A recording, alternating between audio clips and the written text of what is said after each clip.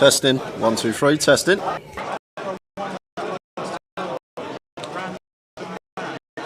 Boo! You're back to normal.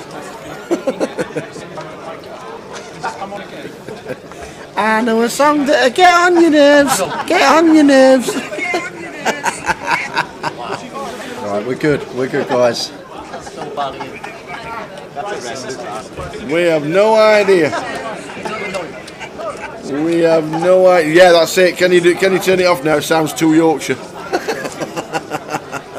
We have no idea what happened there. We do apologise, but we've kicked out Pinky and Perky, and Joe Pasquale is back, gone back to the London Palladium. Oh, we're back. Oh my days, that was weird. To be fair, we didn't miss anything. Francis has to check the spot tower. Yes, we got trips, but this ace is a card that's either going to hit Jay or he's going to represent. Oh, he's late. Flies for 55. Just a quick fold from Jay. Thought Francis would check that spot there on the river. It's a great spot for us to put in a check because our opponent, like the time, he would. I'm sure Jay would have fired there if it's checked to him, but then once faced for the lead, just gets out of the way. Carey Bear prefers the other voices. Thought they were great. Everyone's coming back in slowly, back into the stream.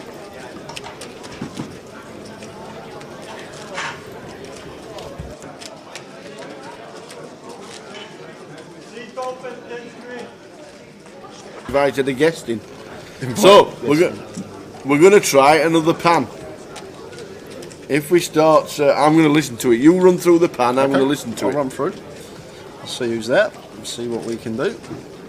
We'll cover this hand first. We'll quickly play the pans in between hands for the outer tables, just so we don't miss any action on the featured. There's James Ryan opening here under the gun +2.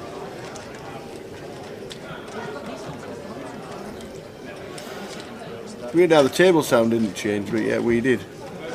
It's a mystery tower. So James flat in here.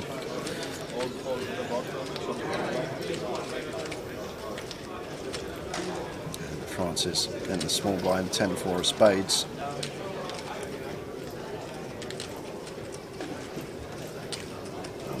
We know Francis likes to get involved, but when he is in with a 10-4 of spades in the small blind. And John suited queen getting this price, easy defend for him. We got four-way action before we head out to one of the outer tables, see what's going on. I'm guessing James, with the cards we can't see, has the best hand. Francis just knows. It's like Helmuth with the Queen 4 yesterday. Just flops a flush draw. John with top pair. Not much going on for Anthony. Oh, Anthony's not in the hand. Okay, so yeah, Anthony's definitely not in the hand. Just click the full button, young man.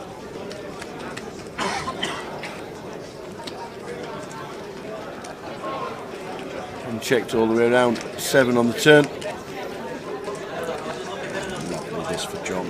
But Francis might choose the lead here, Tal, with his flush draw. And if we're John, I'm just always flatting versus this particular opponent. Just for this reason that Francis can have a whole host of bluffs. If he's got a bit of equity, he's going to start firing, and we want to keep those hands in this John.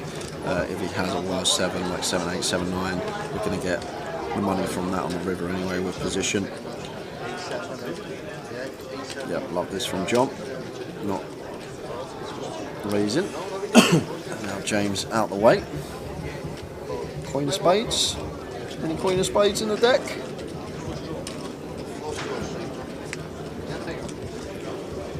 Jack of diamonds. And Francis sees what John has got left behind.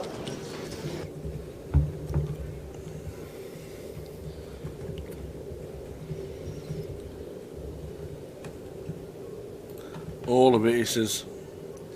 Yeah, it's going to be a quick fold from Francis. Even for another 20k. I know we're getting this price, but 10 high is not going to be good.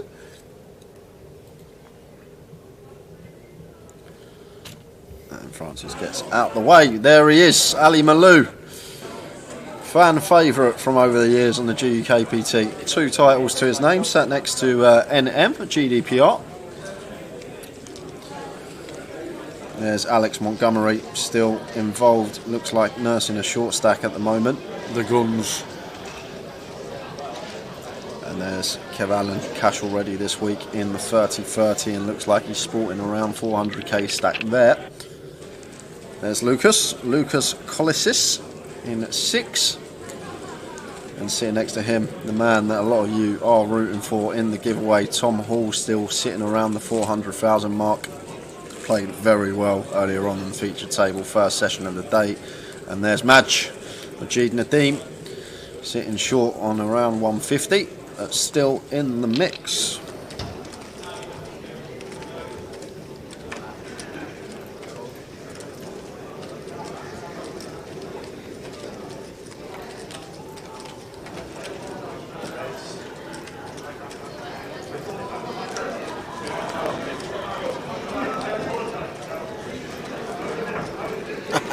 Just can't wait to see the chart junkies up against Malou in the final. Out of the window, my friend. They go out of the window.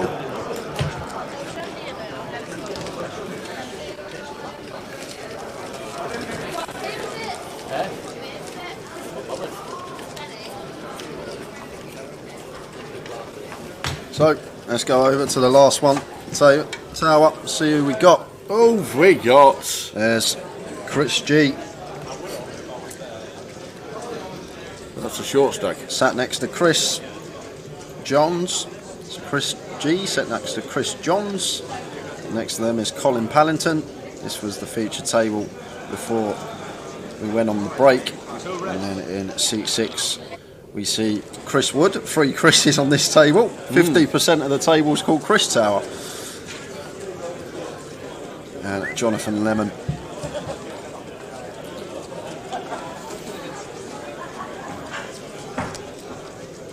And there's Daniel Knight. So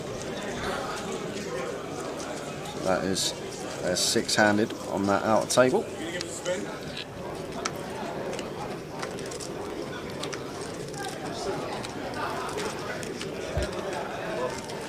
And the reason they are 6-handed, because since we lost Sam Sinister Tower, we've lost a few. Have we? Yeah, we've lost Arvin Varda, Robbie Ball, James Baker, Matt Perry, GDPR MG, and that brings us up to 35 players. 35 players remaining. 35.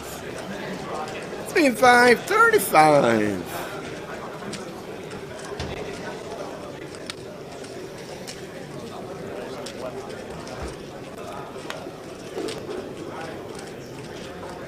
Zongling completing the 4-3 suited in the small.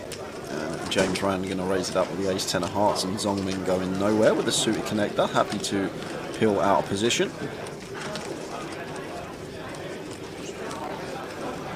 9-9 king.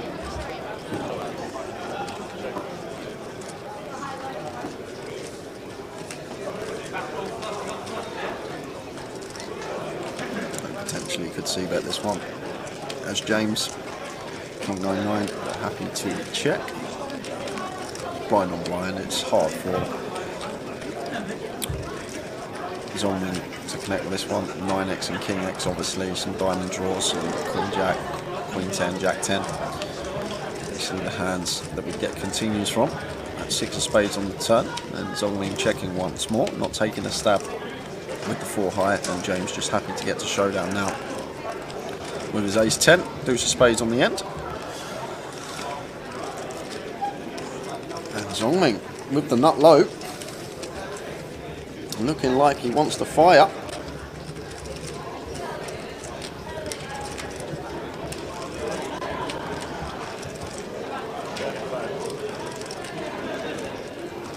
$35k into 46, so 3/4 pot size in here from Zongmin as a bluff with the nut low, and James in a little bit of a dicey spot here with the ace-10. It is blind on blind, ranges are very wide, it's been checked all the way down to the river, so our ace-10 will be the best hand some of the time. Zongmeng could definitely check a 9 twice here. He's got an easy value bet with a king, if he wanted to like check a suited king twice.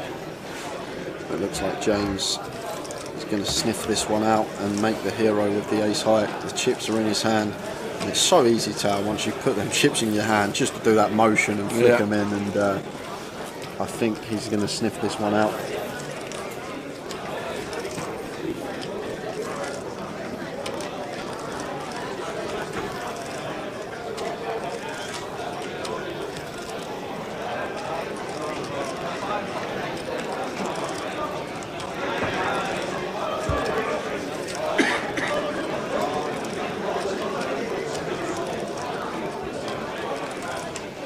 I think James is just like, I don't think you're going to ever go this size with a 6. I don't think you're ever going to value bet a deuce, and now you're representing a 9 or a king.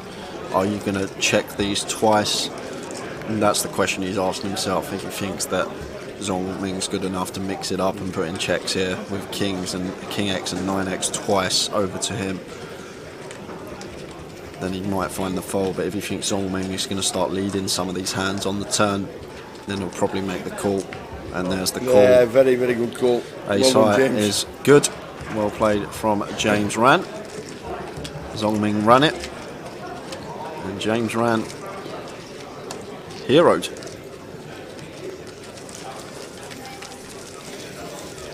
Into level number 18 of the day.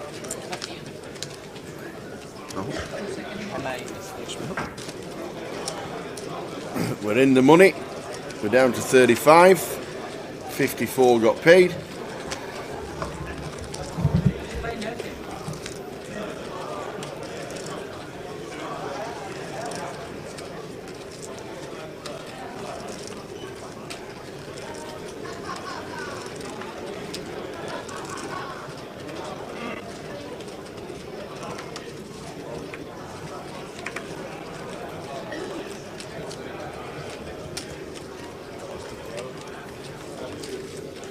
Pocket sixes for Joe, raises to 12.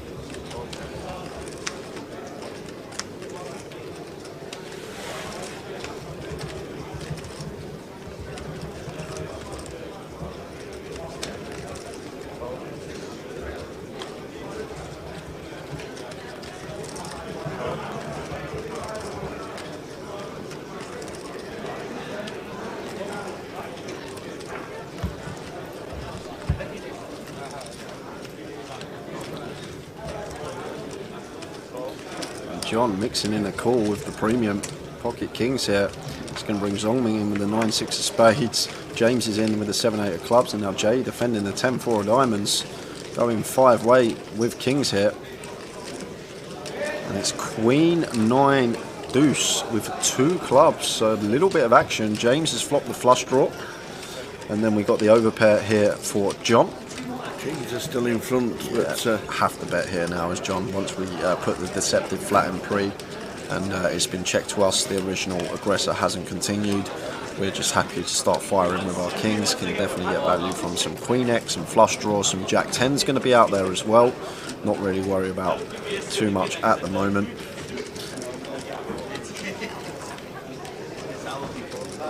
And James backdoor straight draw, flush draw, getting 3.5 to 1 in his money. Not going to be going anywhere here.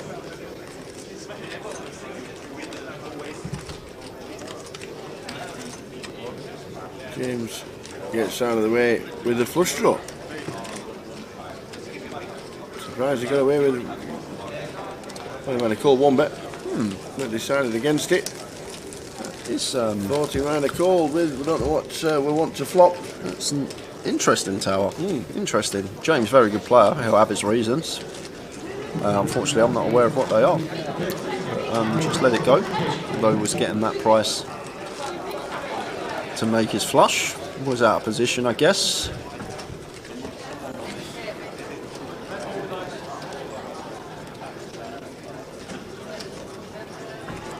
Yeah, I don't. Like I said, Gully, I don't know. I don't know what James would have been thinking there with the 7-8 of clubs.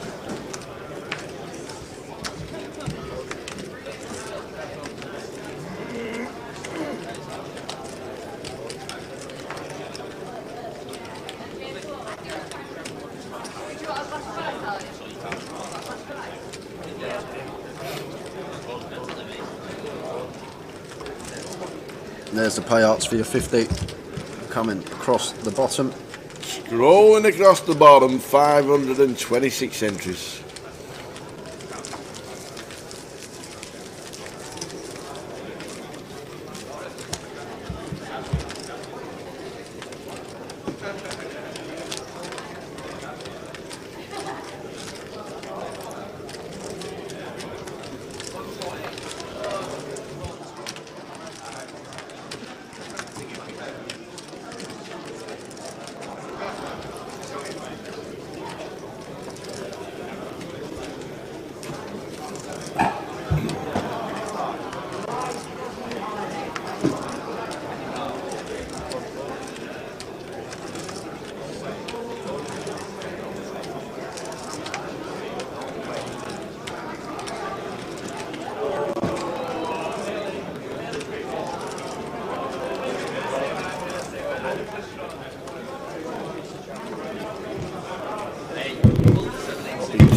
Wandering back to his chair, about 400,000 in chips when I looked at that.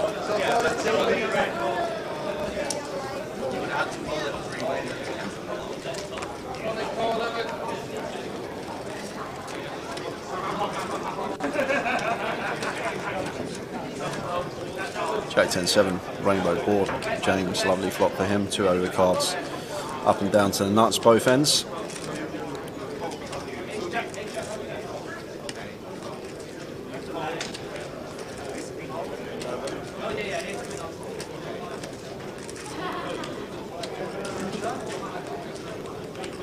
Fires for 11k.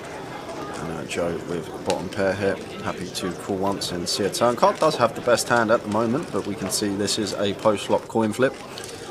2 of spades on the turn, so Joe's still out in front here. However, his particular hand is not going to be able to withstand the heat of the second barrel from James. And Joe in the big blind is going to have a lot of hands that will call once and pass turn. Some like 10x, suited 10x, some 7x. Like 7-8, 7-9 type hands, pair of gut shots, but James not choosing to amp up the aggression. And yeah, you're right, chat. To be honest, that's how this table's been. It's been like open, c-bet. If we haven't got it, check, get to showdown. Hasn't been no real bluffs or anyone running it other than Francis. Francis has been the only player that's sort of been willing to put chips in the pot without the goods. And now James weighing up his options here with the king queen, thinking whether to bluff this spot or not versus Joe. But double barrel here would have definitely got the job done, and it's a really nice spot for it as well. But I don't think no one at this table really wants to amp up the aggression this late in the day. We're getting close to day 3, the big money day. Francis is just fearless. I don't think he's too fussed. He's happy to put the troops in without the good, happy to take some aggressive lines. The rest of the table has just been as snug as can be.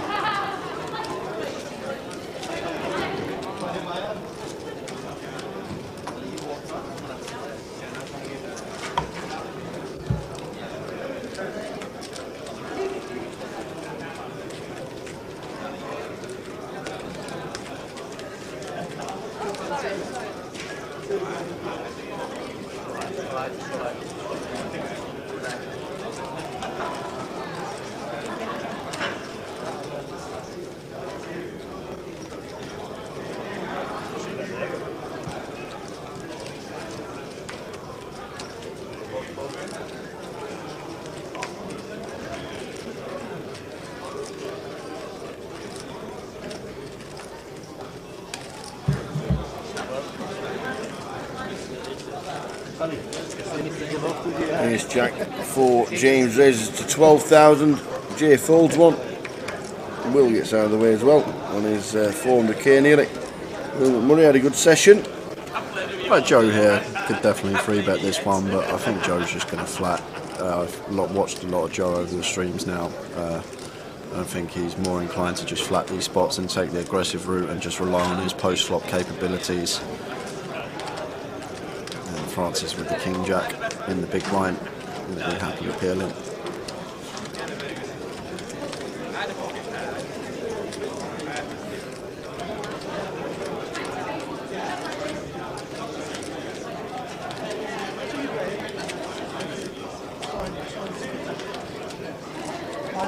So you see at the top of your screens there, 45 minutes left on the clock before we head out on the final break of the day. We started with 167. We are down to 35. 80% of the field nigh on has gone from today. And Francis, after some deliberation, maybe was thinking about squeezing, chooses to call. Have you ever seen anyone stack their chips that closely to the betting line tower? No. And it's but I don't actually think it's a betting line. But they are very close. Maybe they should be told by the dealer to pull them back, because they are. I don't think it's not actually a betting line.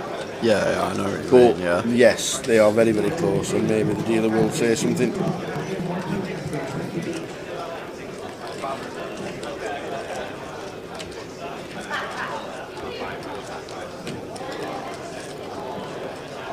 So Francis flopping best and decides to donk on the King 7 deuce board. And maybe a little bit of a mistake here from Francis once we defend this hand out the big blind, choosing to donk when this is a board that James, as the aggressor, is just going to heavily c-bet, and in the times that neither player has anything, we're just going to lose a bet, a couple of big blinds or three. But in this scenario, does get a call from Joe Hendry with bottom pair backdoor flush draw.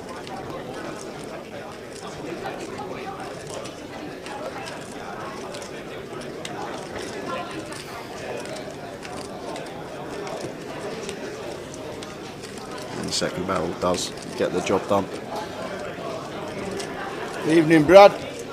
Sounded like a waste of money going to watch England. What was the score? 2-1 England. Harry Kane penalty in last 10 minutes or something like that. Did he play the whole? The first half sounded like it was absolutely horrendous.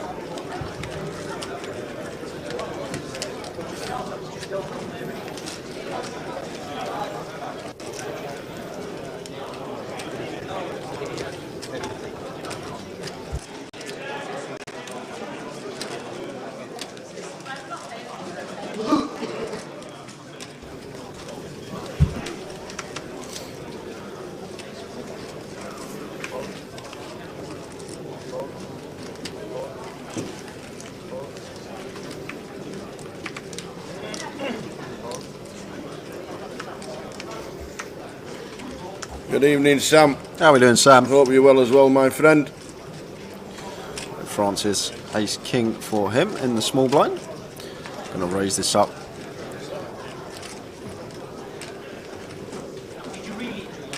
And John 8-9 here with position, always peeling this one, or at least we should be. Blind on blind situation, small blind raise this for just sub 3x.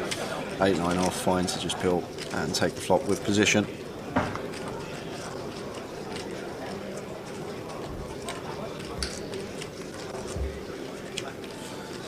Francis still out in front with his ace high.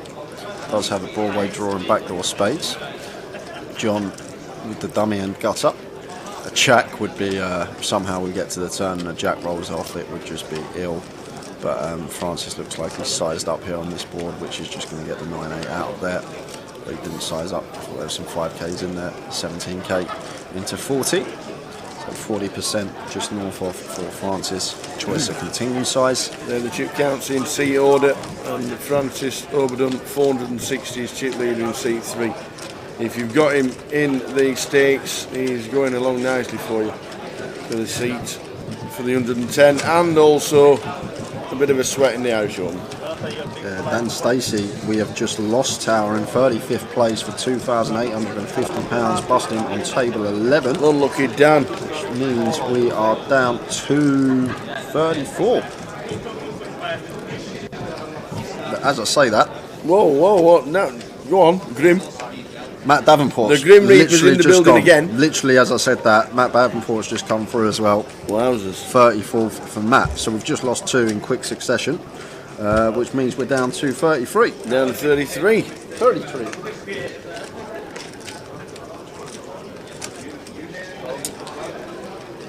Yeah, Spandy's out.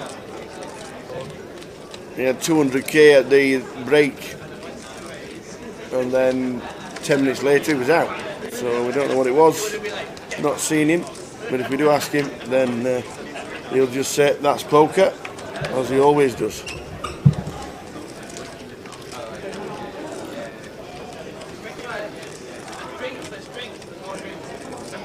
Well, we flop a deuce, ace 2-3. Francis actually takes the lead, but it's a flush draw there for Joe Hindry.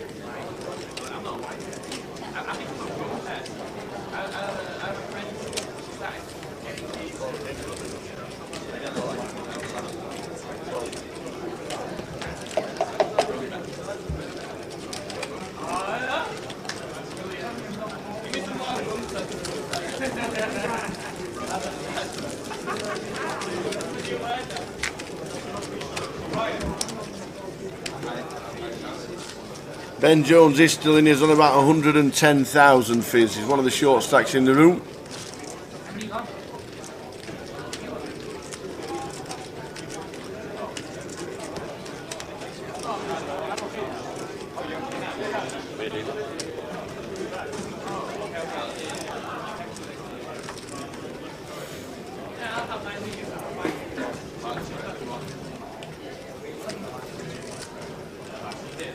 Yeah.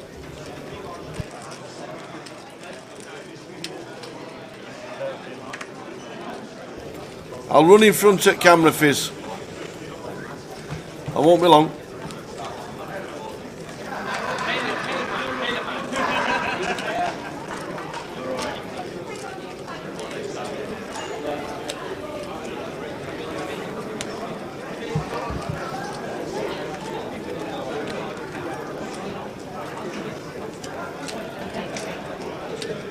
Is Francis chip leader overall? Yes, it is, but not. 460 is about level with a couple of other players in the room.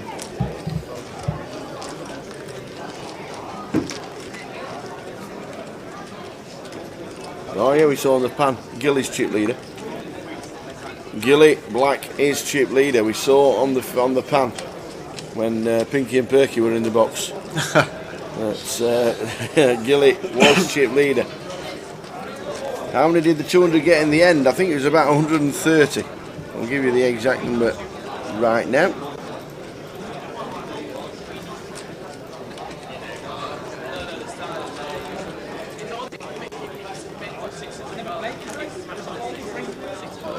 Not flush draw here for Zongming, and James with the Queen Knight.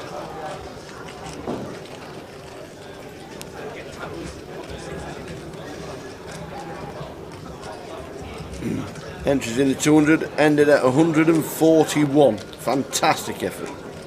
Yeah, it's been a great turnout, Fizz.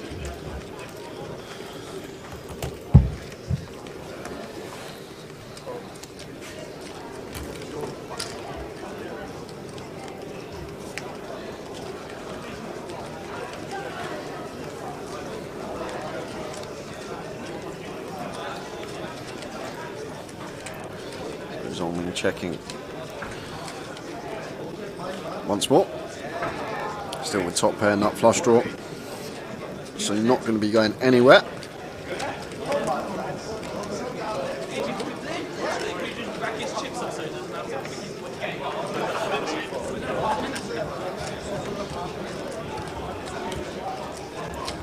Flies for 34, and Zongming happy to call. It's a 7 on the river. There goes check, check, and what's that? Ace Jack, Ace King, Ace Queen. It's an ace and some paint for Will, which is going to be good. And Will McMurray takes a nice pot, puts him back over the 400k mark. Ace King was the hand.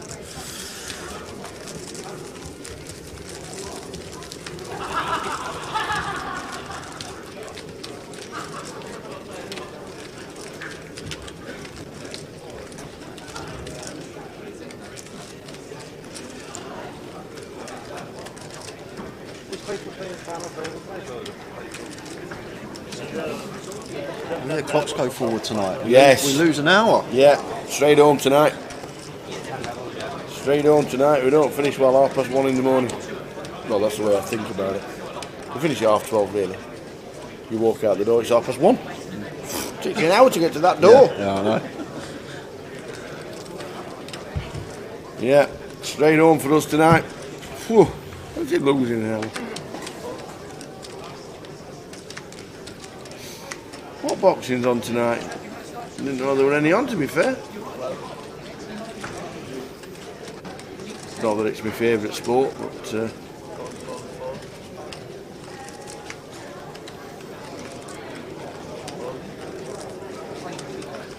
33 players remain, 5 tables. We will know when we lose another player because the empty seats at our table will be filled and we will have 4 tables of 8. As Joe Hendry opens the King Queen. Queen Jack of Diamonds peeling in the small blind, 4, 5, 6, all diamonds. Lovely flop here for Jay, 2 overs and the flush draw. Joe may be less inclined to continue on this board versus big blind range and agree with his choice to check behind. And does turn the King of Spades. So now probably happy as Joe to start trying to get some value. There is plenty we can get value from on this board. Some 6x, 5x, some hands like 4-7, 4-3 suited, even some random 7x that are going to defend out the big blind, some diamond draws was King X. Fires 14 into 33. And just around 45% pot. And the river is in Queen of Spades. Joe going backdoor 2-pair. Going to be feeling so comfortable here that we're just always going to have the best of it. You expect 7-8, 7-3, 3-do suited, and sets to start leading on the turn. So we want to be going for value. What size is Joe opting for? Looks like 34. It is 34. 34 into 61.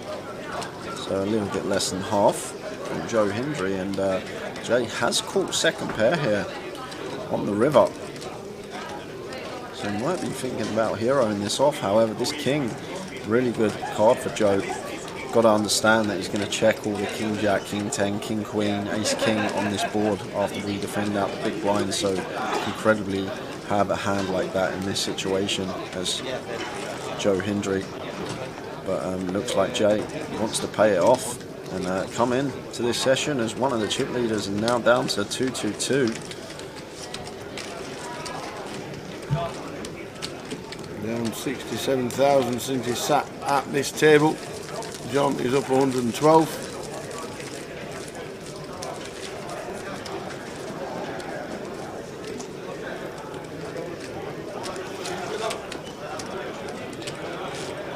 Yeah, it's not much about the guarantee anymore. Nothing's guaranteed anymore since coming out of the pandemic. Don't expect the operators to put themselves at risk. Numbers have just been fantastic for all sides and all the main events. It's last one. Get it wrong, Casino. You wouldn't want to win it like that anyway. No, you can't. Lovely math. Hoping that Josh Warrington gets stuffed. Does that mean, is that because Josh is from Leeds and you're from Bradford? Oof. Ooh, he can cut it like a knife.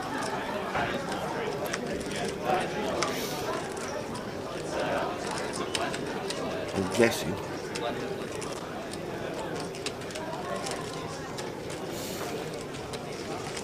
Josh Warrington's favourite for the fight. Good boxer, Josh. 36.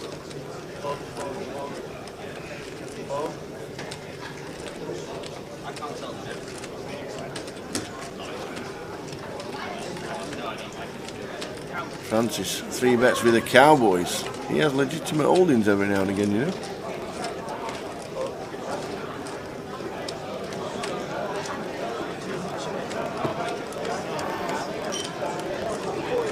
Doesn't get any action. No action.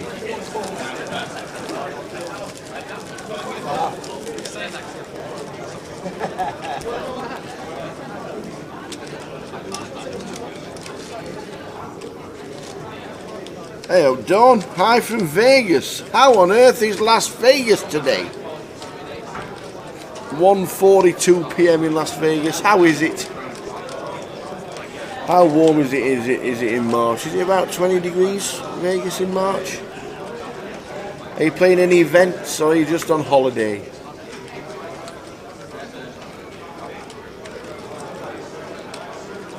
'91 and sunny. 91 in March. Wow.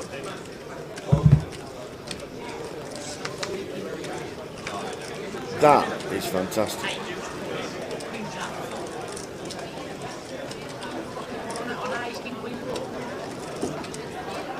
Francis. Queen Jack of Hearts raises to 14.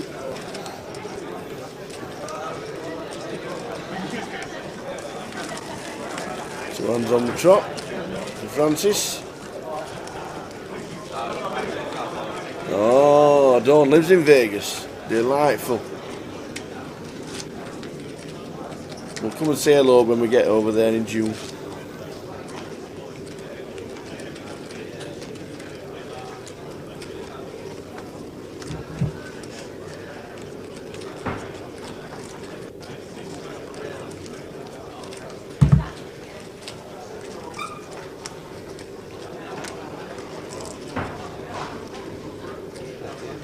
Blinds 3-6, half an hour to go until the end of this session.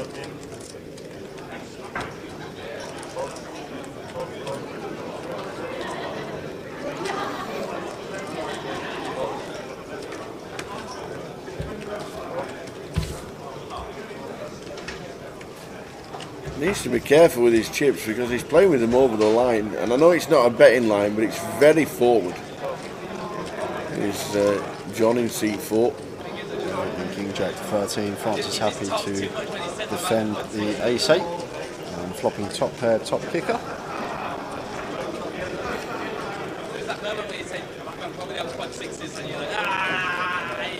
Is it just Ashley says, is that Louis Theroux?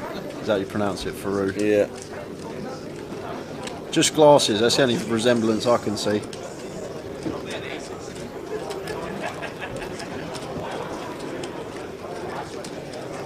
Yeah, we know it's not actually a betting line. It's just that's the pattern of the table.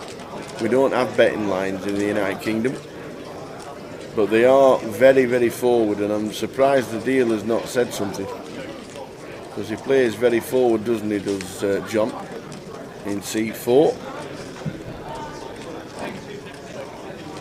So any forward motion should be taken as a bet, to be fair, because they are miles in front of anybody else's chip stack. As you can see, you don't normally see players stacking the chips at the line.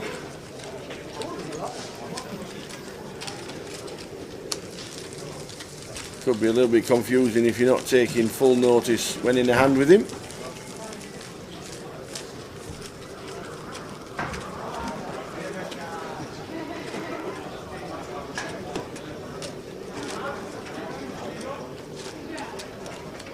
Yeah, you have a betting line in Vegas, and you also have the rule where any forward motion with chips in your hand is classed as a bet, which takes out anybody trying to angle shoot or trying to get some kind of tell on somebody, because that's classed as a bet. And I quite like that as well, because it happens a lot. Obviously, when you've got people going on holiday and just trying to make money out of the game, trying all different things.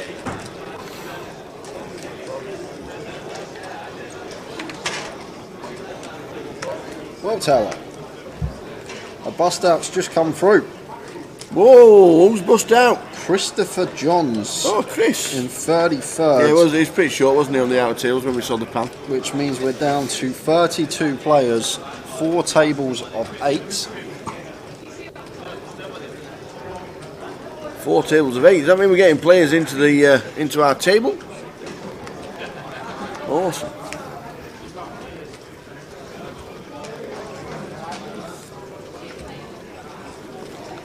Callum wants to put his chips. Yeah, I do as well. And it's obviously not an issue at the table.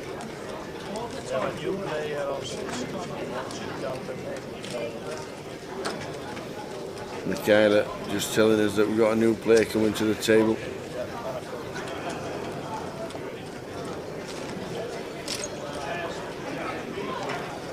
Might be able to squeeze him in there in seat 7. No,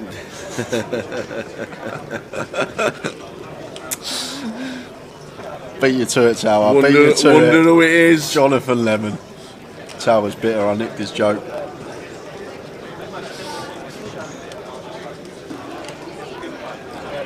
So Francis just firing away here with the 8 deuce, going bet, putting John in a bit of a spot here.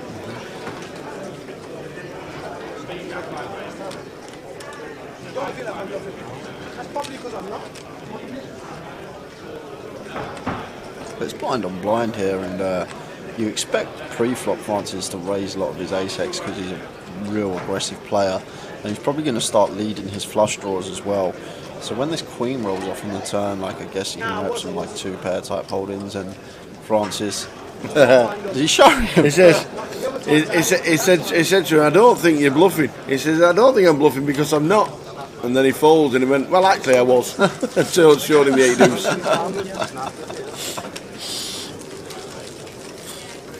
Lemon likes to peel. Yeah, you'll see a lot of peeling from C7. I hope he's not bitter when he loses. We've got them all. Might try the old squeeze play. Dinga donga, how are we doing? Zacabello, good to see you. 20 minutes or so until the end of this session, then a 15-minute break, and we return with the final session of the evening.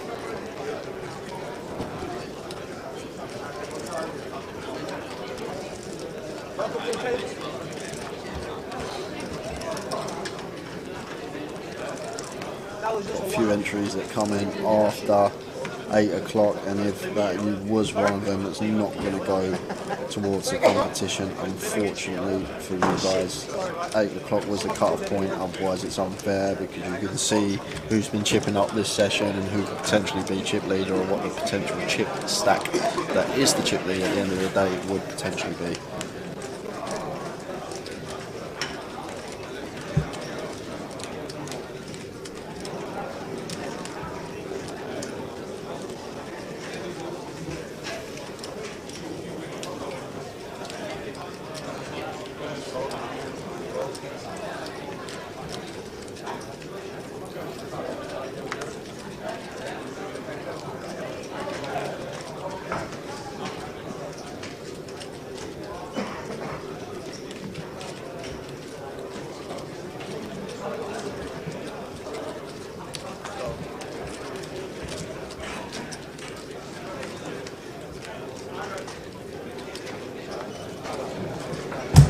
Jack 8-3, rainbow board. Zongming is still out in front with his pocket sixes. Both Jay and Francis catching bottom pair here.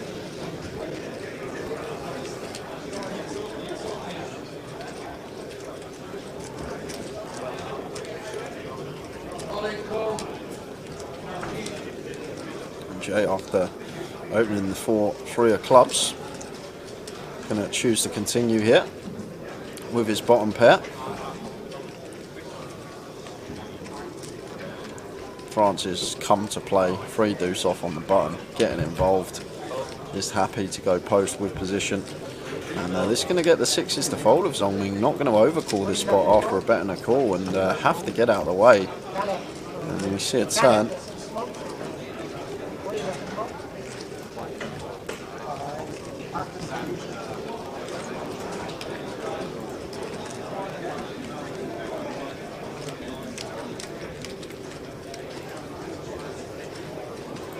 See a turn, and we'll wait and see what it is. Dave's waiting to fold out Zongming.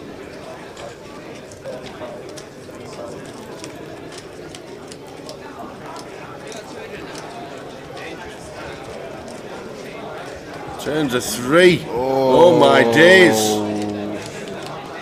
And they're going to chop this up, so it's not really too much of a caller because it's just going to be chopped up in the end. Yeah. Unless it's a deuce or a 3 on the river, but almost always going to chop this one up tower. Oh no, we're not! Not anymore, we're not! How does he find it? Oh my days! How does Francis find it? And that is good night to Jay. Jay's gone. He's just not getting away from this versus Francis of all people. It's the driest board ever. Jack 8, 3, 3 deuce, and we've got trips. And Francis has peeled on the button. Like, we never expect him to be... He's never got 3 in his hand when he peels the button. Yeah, like, you never expect him to have a boat here or Wow. 3 deuce, and... This is going to take him over 700,000. Francis. Wow, he is sat right there. Oh my days. Cool, calm, collected. The 3-2. He just... What a river. All in. He cannot fit that. He can't fold. He shows the 3-2. The nut low has just taken out Jay. Oh my days, that's unbelievable. Wow. Jay feels the wrath of Francis. That's what this man can do to you. Look at that. Cool, calm, collected. Good game. Let me stack up 789,000, and now we have a chip leader in the room. Just rip his earphones in, not saying a word, just collects the pot, doesn't act like he shouldn't be playing that hand. Probably listening to ABBA, Money, Money, Money at the moment. Just everything going his way, Tower. Just whole session, everything Francis touches just turns into gold at the moment. And, unbelievable. Just expecting him to turn him round to the camera and shouting, "You can dance!" Oh my days. The nut low wins an absolute monster. And we have a chip leader in the room. And that is Francis Overton. Yeah, pretty sick one for Jay. Unfortunate for him, we lose him in 32nd place, which means we are down to 31 players. Who's got Francis Overdone as chip leader overnight? Yeah, there's a few actually. There's a few guesses for Francis as the chip leader. But you need both the closest chip count and the player to get yourself that 5% free roll. Meet the modders. Mr. Retty. Yeah. Oh God. God. Oh, what we got here? Meet the mod. Francis with 985k. Is he the only one?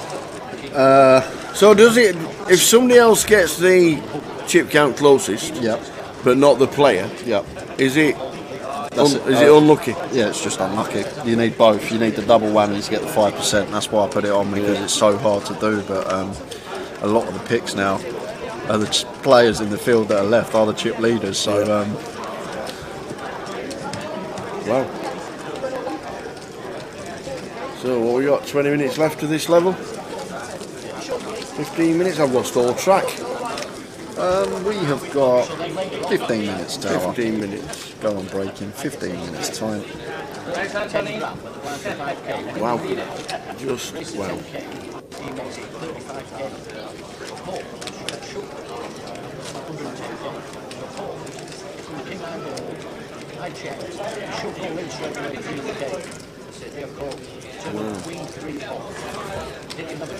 Saying that with Francis at 759, the last time we saw Gilly he got 850, hadn't he? Yep. So Gilly is chip leader in the room. Francis is second in chips at the moment. Yeah, a couple of people guessed Gilbert as well. Have they? Yeah, on Twitter. 2 guesses for Gilbert. 3 guesses for Francis actually. There's another 2 people that guessed Francis. So, but predominantly everyone's got Tom Hall. Anthony Gardner's got Chunks, and there's a couple of guesses for him. Bixie's still in. Anthony Kennedy's still in.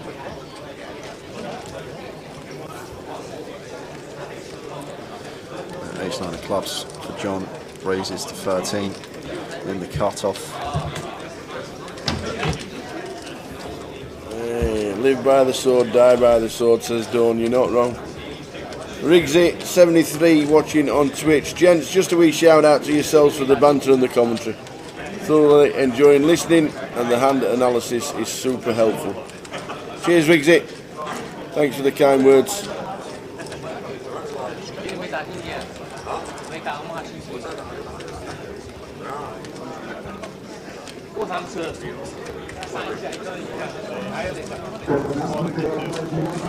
James, 3-betting the King Deuce. Haven't seen much of this from him. 3.5x targeting John's cut-off open here. John playing 30 bigs effective. James with less of a stack actually. James playing 25 bigs effective here, just sub.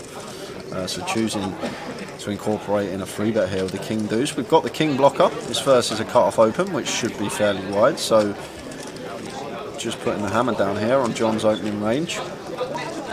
And as well, off of this stack size here, like John might think that he's not going to peel, he wants to go with it, he might just rip for 25 bigs effective or just let it go. But suited ace-9 in position, getting this price. Could definitely peel this one as John. It depends. James hasn't really got out of line much. This is the first time I've seen an out of line play from James, and John makes the lay down with the ace-9. So fair play to James Ryan. Picked this spot carefully and took it down. Up back over 25 bigs.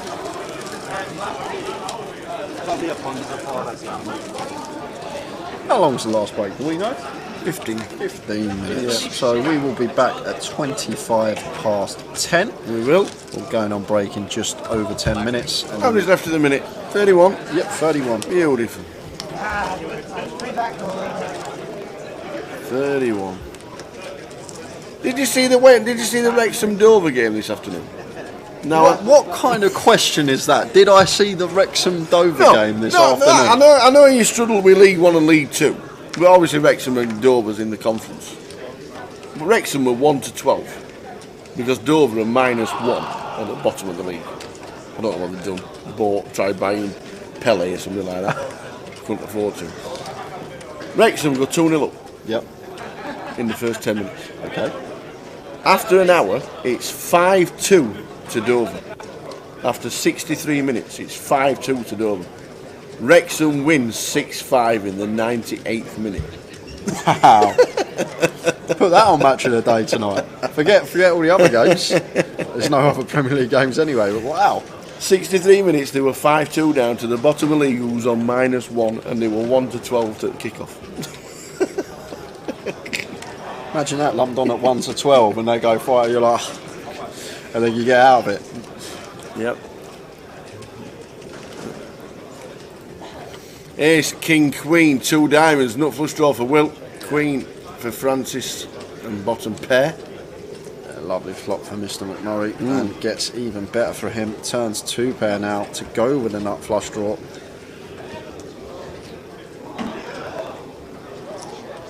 If you come back after the break, 50 caliber at 25 past, we will have full chip counts of the remaining 31 players. All 31 chip counts we will have up on the screen. Yeah. Simon Cham's got 300,000. I think the last time we saw her on the ground, about an hour ago, Alex was still in with about 200,000.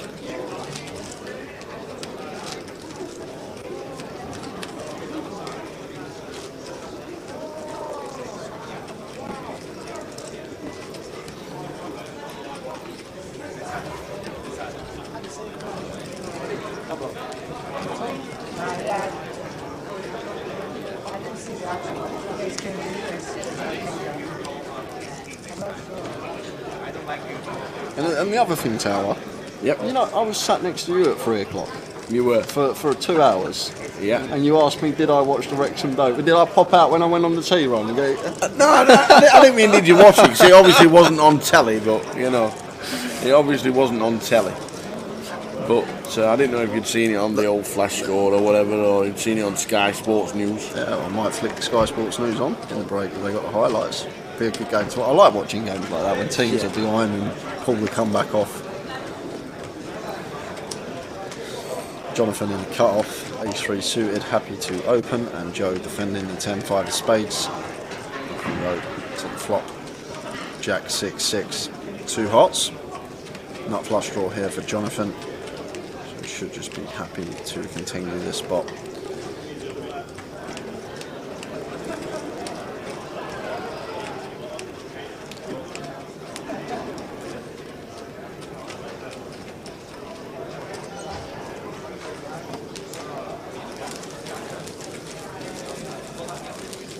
Where is Wrexham? Wales. Oh, wow, I never knew that. Yes. So it's more than Swansea and Cardiff. They play at the racecourse ground. Is there any other? I never knew that. Is there any? I know Swansea and Cardiff. Is there any other Welsh teams that play in the Football League? I thought they no. Wrexham were in the Football League for years. Always like lower league, like from Division 3 and 4 back in the day. Then they got relegated to the non-league.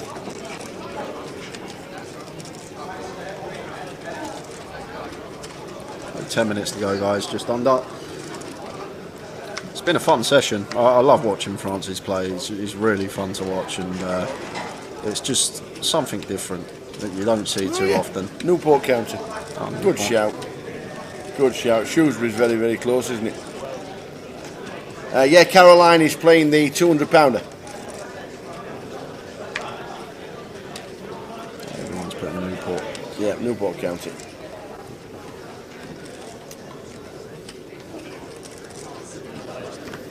Jonathan opens hijack, makes it 12k, and like this from James, can mix in a free bet with the king jack as a bluff some of the time, and action going to come back round to Jonathan here with the ace 10 off.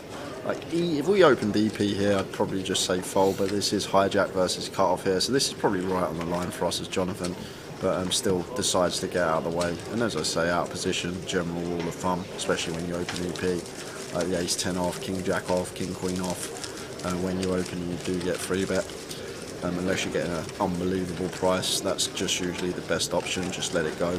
Just going to get yourself in some predicaments down the streets potentially, and bleed more chips. Nice play from James, and James has just upped the gears a little bit the last 10-15 minutes tower. Maybe he's noticed that other than Francis, the table's playing fairly snug, so just going through the gears, umping up the aggression, and picked up a couple of nice pots.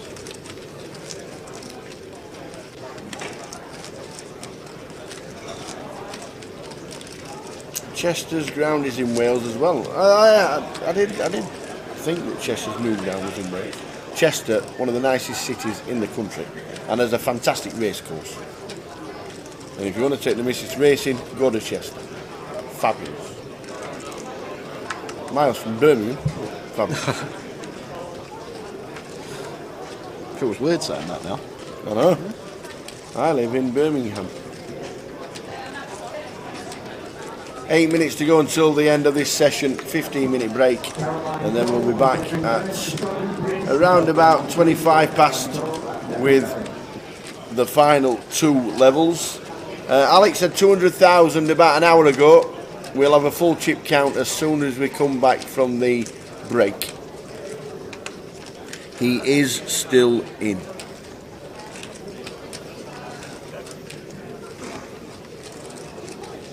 King 8 deuce, 2 club board. John with middle pair. And Joe, not much, but happy to continue here. It's a king high board. It's good for our range. Our opponent's going to whiff this one more than they hit, so we pick it up a lot of the time. We do turn the best of it. Jack on the turn, and now a nice one to check for us potentially as Joe. Definitely a card that I think we're just almost always going to check here as Joe Hendry, unless we want to go really small and check back river for free. But I just think this is going to be a spot where we're happy to check behind a lot of the time, but I'm guessing this is a really small size and Joe is opting to bet here. 7.5k, so less than third here from Joe Hendry after turning second pair, and looks like he is going to get value from worse. And I'm guessing this bet is to check back all rivers unless it's a jack or a 9. 10 hearts on the end, and surely this has to go check check, and does.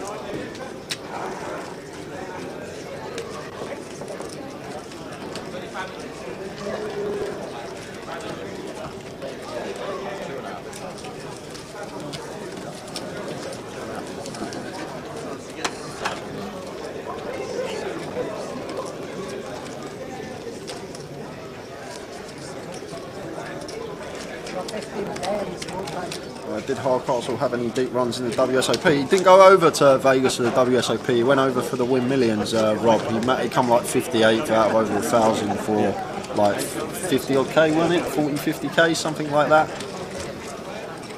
In the 10k. And now he's taking a few days off and he's in San Diego with a headache.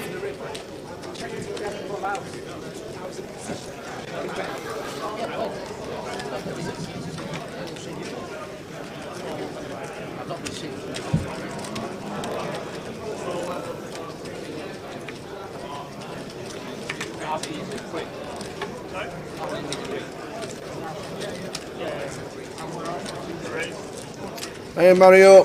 Alex Montgomery still in with 200,000. Full chip count when we come back at the resumption for level 19 and 20. Yeah, we'll be back at 25 past, guys, so just to let you know, obviously break clip will play, but last session's going to be a good one. I've just actually been handed the table that we're going to have, yep, and people have been asking for him, and Gilly is going to be coming to join us as the chip leader in the room. Hopefully we're going to have a show for the last 2 hours of the day.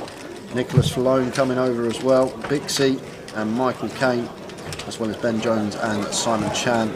That's the table that is going to be gracing us with their presence after the break, which is going to be in 3-4 minutes time.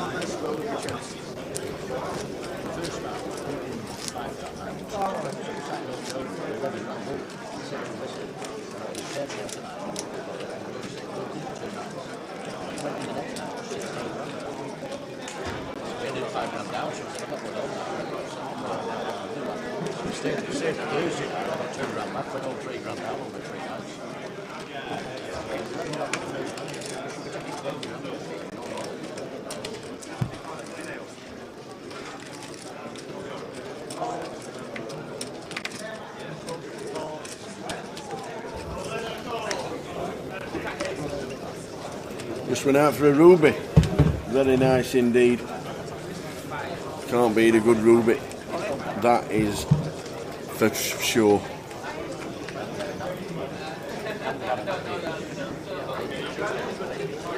Zong with the 9s all in the call. They should be calling this, to be fair. Should be calling with the 9s. Yeah, versus button shove. 13 bigs. Yeah, this is as simple a decision as it gets. Tower versus a button shove specifically here. 9s are just going to crush that range, so Zongmin wants to be putting it in here. Absolutely. Should be calling. I should be moving all in.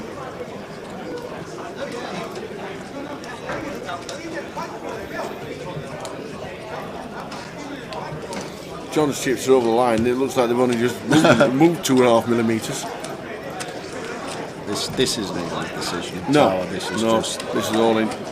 It's just a standard spot where we've got to get our chips in as Zongmin. It's a button shove. We're sitting here ourselves with 13, 14 big blinds, and John shoved for 21.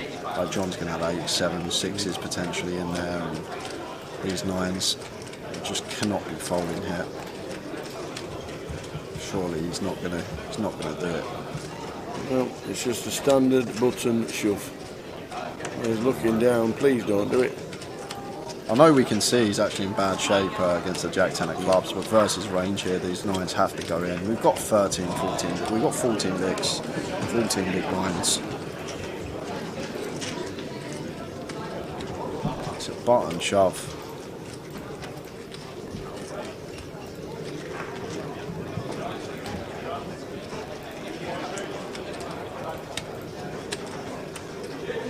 It's a button shove you 13 bigs. You're not going to find better spots, to be fair, I don't think. Yes, we can see the cards, and yes, it's easy for us. Yeah, if we can see the cards, I'd fold Tower. I'd fold the 9s here if I could see the cards, but you just can't, Zongmin, you can't. Don't do it, Zongmin. Do not do it. Sit down and put your chips in the middle, young man. Go on, be a devil. Why Zongming's in the tank? We've actually just lost 2 players. 2? Colin Paddington and Lee Wang busting at the same time. He's folded the 9s. Oh, wow. Wowzers, wowzers, wowzers. Wow. How many blinds are you going to get down to before you find a hand to get it in? Wow, Tower, wow, and Jonathan here, ace-8 suited. He wanted a break. He wanted to come back after the break. Yeah, maybe. But it's a bit different for John because John actually has a bit different for Jonathan because he has John covered. Yeah. So he is faced with the full 21 big blind shove, and the ace-8 suited here probably going to go into the muck. Yeah. But yeah, Colin Panton and Lee Wang bust in, which leaves us with 29 players when we come back after the break. Okay. 15-minute break after this hand, after Jonathan folds.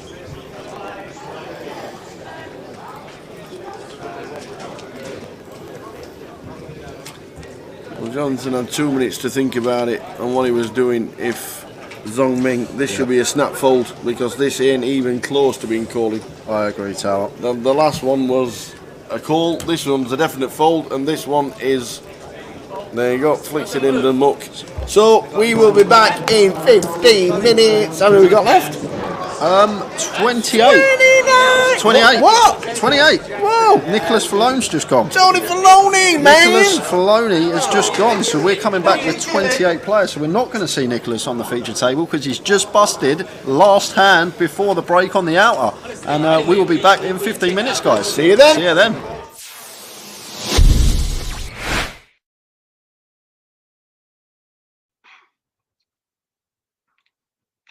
Welcome to another hour with the Tower, and we have had to go to Vegas for the next special guest because, regarded as the best online MTT player in history with 16.5 million lifetime total earnings, under the legendary nickname Moment1, which now means you know who it is, 5.9 million in lifetime earnings, holding 2 of the 3 Triple Crown. He's got a World Series bracelet and a WPT. He's 9th on the all-time money list in England, but that doesn't matter. Because for an hour with the Tower, it is the one and only Mr. Chris Moorman. Thanks for having me on the podcast, Bill. Oh, man, how you doing? How's Vegas? Yeah, good. Like it's getting hot here actually. Oh well, obviously it's summer, but actually it's not as hot as it normally is for the you know the World Series every summer. It's been quite chill. It's actually you can go outside and not sweat your balls off, so it's been nice. How's lockdown been? Yeah, not too bad actually. Like I was quite fortunate because just before it all went down, I was away. I was in England in the whole of January. I was playing a couple of live tournaments. I had an 8-at-8 tournament in Madrid. And I was playing a big tournament at Dusk Till Dawn as well. So I was away for the whole of January, and then just before it all kind of went down, I got back and I was in Vegas because obviously it would have sucked to being sort of away somewhere and not being able to get back home and being apart from my wife for like months. So yeah, I was kind of lucky that I was back home and at least I wasn't lonely. I had someone to hang out with, and yeah, no complaints really. You've been in Vegas a couple of years, all right? Yeah, like on and off. I kind of split my time between traveling the circuit still and and like staying here. Brilliant stuff. We're going to start basically at the beginning because how did you learn? Where did you first start playing poker, and when was it? God, it feels like a lifetime ago now. Guess it was like I was at university at Essex University studying economics, not doing too hot. Like kind of failing. I was getting distracted. Like at the time, I was getting distracted by pool. I'd always played pool growing up, and then we at university I joined the pool club. We had a pretty good team. We played in the national championships every year, and I guess this was it was up in Derby, I think, the national championships, and we'd gone to Derby, played that year. I think it was my first year at university. And on the way home, one of my friends saw in like the student newspaper about this free tournament on Victor Chandler Poker that all students could play. It was free to buy in, and the winner would get. I think the winner got the equivalent of about $500, but they also got a seat in this big live tournament in London. So me and my friends didn't even know the rules of poker at this point, but we decided, okay, we'll give it a spin. It's free to enter. It was on a Monday night, so there was not much going on campus that night. So me and my like 4 flatmates went on Yahoo because it wasn't even Google back then. We went on Yahoo, printed out a set of rules, started playing amongst ourselves with like two pence coins, and just played the free roll every week. And first sort of 5 or 6 times did absolutely nothing kind of thing and lost every hand. And then I actually came second one week for like $120. Obviously I was gutted to come second because I missed out on the live seat, but still $120 was good money to me. I was a broke student. So now I had the dilemma of whether I cash out and sort of take my money and run or sort of play around with it and see what happened. And I was really 50-50. I kept asking everyone because I didn't want to be determined as a gambler kind of thing. And in the end, I just decided to sort of have fun with it. And it went from there, really.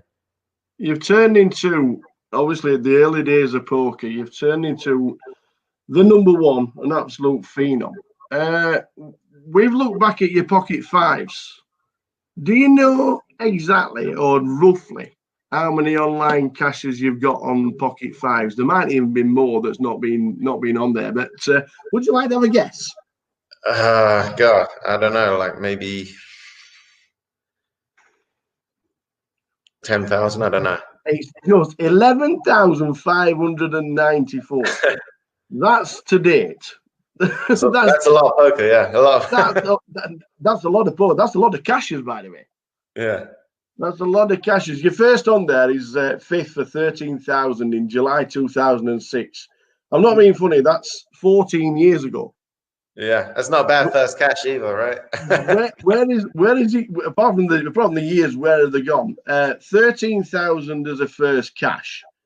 Was it instantly? This is going to be bankroll, or are we just going to squander it? Well, actually, it's kind of funny because I'd been playing poker for quite a long time at that point, and I was playing mainly cash games on the Victor Chandler site. Yeah. And it was the first. The site got shut down. It was I can't remember what the exact act it was called under, but it got shut down. And I only really played on that site at the time. It was quite a small site, but I knew everyone. I had like my all stats on everyone. I was just a cash game player, played a few tournaments on the side. And I was like, okay, I'm going to have to move sites. But I was really reliant on my HUD back in the day, which is kind of funny because I don't really use it anymore. But yeah, so I was like, okay, I can't play on, you know, like the big sites at the time, Full Tilt and PokerStars on the cash games there without having all my database set up. And I didn't really know much how to, you know, do all that kind of stuff. So I had to wait for my friend at university to be free, and he had exams that week. So I was like, okay, what am I going to do? I haven't got, you know, can't take a week off poker. You know, I was addicted to it. So I was like, okay, I'll just dabble in a couple of these tournaments. I played like this Sunday online tournaments that I hadn't really played before on the sites, because I was like, okay, well, I don't need my database for this. And I played them, and I was like shocked at how much worse the players were in the tournaments and the cash games. And obviously I had that 13K score that day. I came fifth, I think, or something like that in the big Full Tilt Sunday tournament. And from there, I was kind of hooked on the tournaments. I really enjoyed just the different dynamics, different stages of the tournament.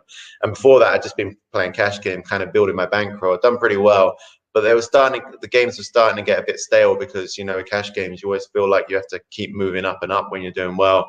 And I didn't really want the swings of, you know, even if you're the best player in the world, you're playing big cash games, you're going to have crazy swings. So yeah, I just got hooked on tournaments. And then even when I got my buddy to set it all back up, I tried to start playing cash games again, and it just wasn't the same. And yes, that's how I really started, really, because at that point I'd been playing cash for maybe over a year and been doing well. But obviously, cash and tournaments, there's different, you know, levels of. I was just going under the radar kind of thing. Did you multi-table? Was it mad? Did you have screens absolutely everywhere? Oh yeah, I was one of the biggest multi-tablers. I was just like, you know, my philosophy was like, if you're not in it, you can't win it. But like, also I didn't really have a timeout and stuff. I was 99% of the decisions were like real quick for me. I was always been amazing at maths, like one of my strongest point. And so like, I just would put different tournaments on, you know, I had like 2 screens, and I'd put them at different parts of the screen, which ones were important to me, which ones were getting deep. And so I just did it like that. And I played, you know, would pay more attention to the ones that were obviously deep in the tournament, and I would late register a lot of tournaments so that I just didn't miss the tournament, but I could still play and just come in a bit later when the blinds are bigger. Yeah. So basically, it more or less gave you the impetus that this was a career and this was it. What were the parents like? What were the family like, or did you keep them under the radar for a year or two? Well, yeah, kind of pretty funny. Maybe a year or two, or 10 almost. No, well, because what happened was I was playing at university and sort of going to less and less of my lectures, doing really well. At first, it was just sort of a bit of fun, and then I was making some serious money, and I was like, wow, maybe I can do this for a career. And then it almost got to the point where I had to do it for a career, because I basically had to drop out of university because I got so far behind. I tried to stop playing and, you know, catch up with my studies, do my dissertations, which is like 10,000 word document on your subject. But yeah, I just couldn't get past the first sentence, really. So I went into the yeah, I went into the dean of the university and told him that I was gonna sort of leave my degree, and he was like, "Oh, what are you gonna do?" And I told him poker, and he kind of laughed in my face. And the only person I really told outside my friends was my sister, and it's my younger sister, and I got her to because I had to confide in someone. And I knew my parents wouldn't, probably jump at the chance their son's going to be a gambler and play poker. But at this stage, I didn't even know if I could do it myself. I was, I'd had a few good months and stuff, but yeah, I didn't know if it was sustainable. So yeah, I just grinded. Stayed at university. A couple of my friends were in a lower year than me, so I just stayed on the campus and played a lot of poker. Just took up all the information I could and got better and better, and paid off all my student loans. And then in the end, when at the end of my university, I ended up making up that I passed my degree essentially, which. But I went for I basically said I got a third, which is the lowest pass possible. So they kind of believed me, my parents. But obviously I didn't have a degree to go and get a job. So I had to tell them, that I wanted to give poker a try, and they were very skeptical. But my dad gave me, he'd seen that I paid off all my student loans. So obviously they were happy about that I didn't have any debts and stuff, and I had some money in the bank. And he wrote down all the money I had in every poker site, had all my bank account details, everything, and he gave me 6 months to see how much, essentially I'd increased my bankroll in that 6 months to see if it was sustainable to live on and stuff. So that 6 months, at the time I guess I was like 20, 21 years old, and I was just like, all my friends are going out on a Friday night, and I was just like, I've got to stay in and play poker. Like I have to play every day to just, make sure I hit enough money where my dad's going to be impressed and let me do this as a career, not send me back to school kind of thing. So I really didn't want to go back. And yeah, luckily those 6 months went really well. I qualified for my first ever World Series at that point, got smoked there.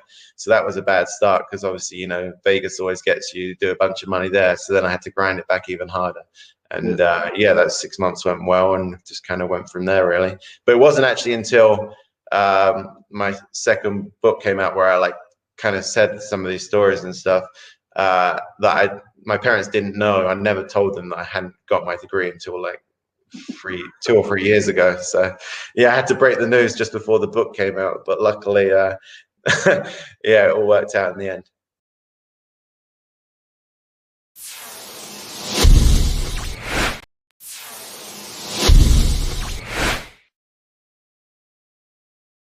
Your first few live tournaments, your first Ending Mob, 124th in the World Series 2K for 4,056. That was June 2008.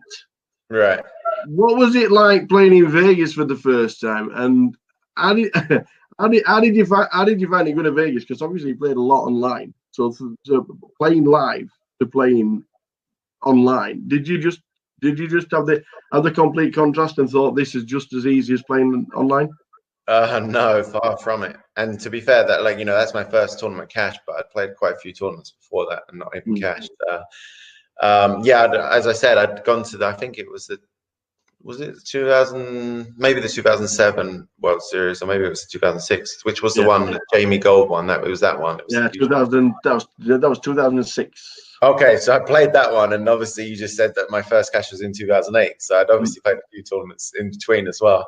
But I was sticking, mainly I stuck to sort of what was my bread and butter, playing online, and if I satellited into a tournament online, I'd go and play the live tournament. But yeah, I didn't have much live experience, and it was quite a different game to me, just dealing, just so many differences. So it definitely took a lot of time for me to get used to it, even Okay. 100? Sorry?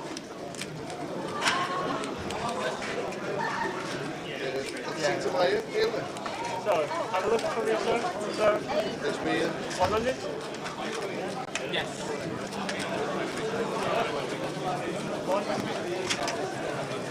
Okay guys, we're going to do this with you guys so I can get rid of them. So, 20, 40, 50, 100? Yes? And then this one, 1, 2, 3, 360, 375. Is this me? I don't know which table you came off from. Yeah, it's it. Yeah. So 1, 2, 3, 3. the guy you knocked out just then, he was telling me about the hand. He was like, oh, King Duke. I was telling him, I mean, like, that guy's lost a big hand, but he's pretty lucky. He's gonna smash you. Like, he had aces with it. He said, I don't know. Yeah, I had aces. Yes, just now. Yeah, you never fall there, no matter what. How big was the pot? He said 8 I didn't know yet. No, 8. So you got it back, yeah? You leave me alone. I've still come up here. I want me chip. No, sorry, 6. Got it off the guy. I only gave you a load earlier on. Oh, okay. Oh, come on, I want the back. Oh, sorry, yeah, okay.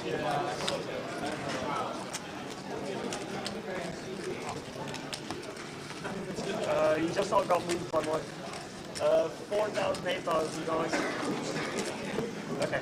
What's your name, sir? Did I miss that? Yeah, he stacks that guy for big pot, 70k pot. Aces against King Duke. Apparently, like, special creators. So, yeah. Thanks, guys. That's usually Tower's job. He told us outside. Yeah, he told us to get aces. Yeah, muted mic. Tower will be back in 5-10 minutes. Just getting himself sorted up. So feature table that we have got: in 1, Michael Caine; in 2 is Pixie Yao; 4 is Ben Jones; 6 is Simon Chan; in 8 is Gilly; and it's GUKPT in 7. Oh, so Dan Knight is in 7. Daniel Knight is in 7. Didn't have his name down because obviously Nicholas Filoni busted just before the break and they were balancing the tables. But we are back for another 2 hours of poker before we close off for the night. And looking forward to watching this man play and get straight into the mix of it. Gilly raises the 21, chip leader in the room. Did PK put some chip counts in for us? Yes, he did. There we go. Comscam not working for this. And there's the chip counts of the remaining players. So we're in the giveaway. I see Gilly, Anthony, Francis all at the top, so I've got a little bit of a sweat as well. So there's the chip counts, guys. A lot of players between that sort of 100 and 400k mark, but we will flick back to them if anyone misses. But there are the chip counts.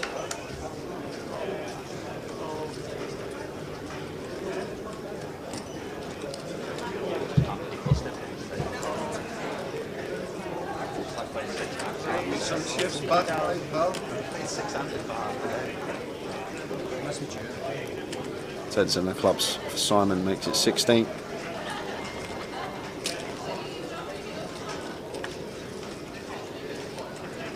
Daniel here in the small out of the way, and Gilly happy to defend with the 4-3 in the big. It's up between Simon and Gilly. Ace, King, 6, rainbow board. So probably going to be Simon's pot this. This is a board that wants to be continuing on after opening on the button. It should just be a pretty quick fold from Gilly.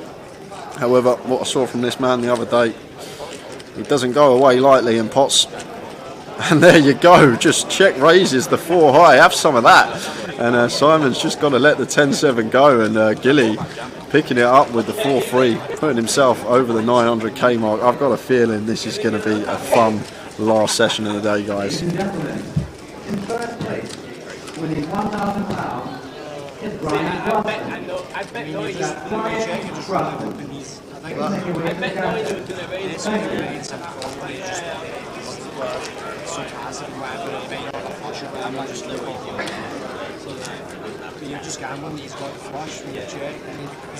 Thanks, Win Online Poker, putting in the little clip for all the chip counts.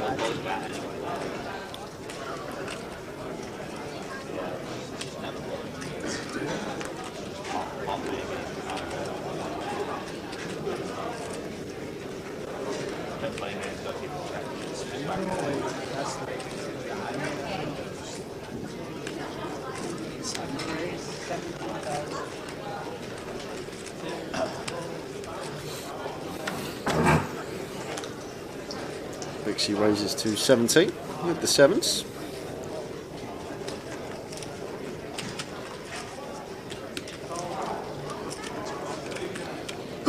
Gillian Small coming along with the Queen 10, and Michael Kane 5-3 offsuit, getting 5.5 to 1 on the call. But this one hits the muck.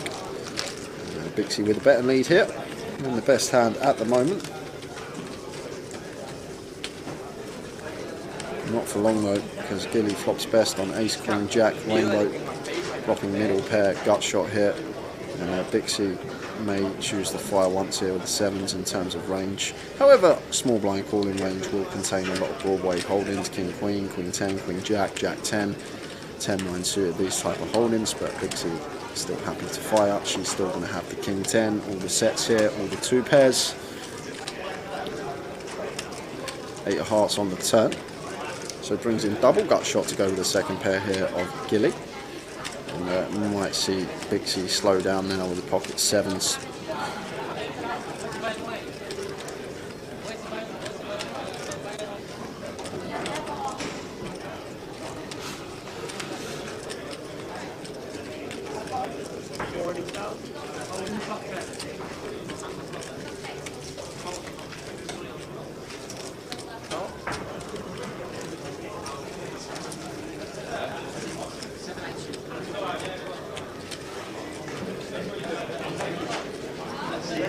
Clubs on the river.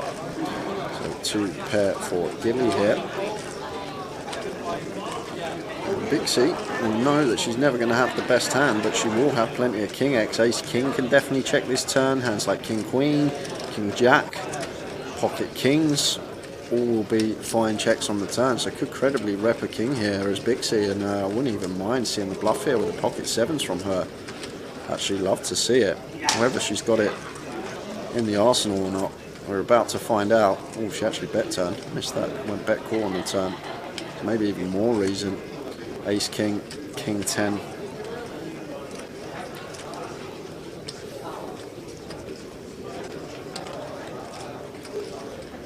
Yes, girl. Yes, Bixie. Love it. Went small as well, acted like she was going for value, like could have even value bet like Ace Queen, Ace Jack there potentially. Chose a sizing where she could have even more value hands and not just polarise herself to a straight, so fair play. And a nice pick up there from Bixie, love that.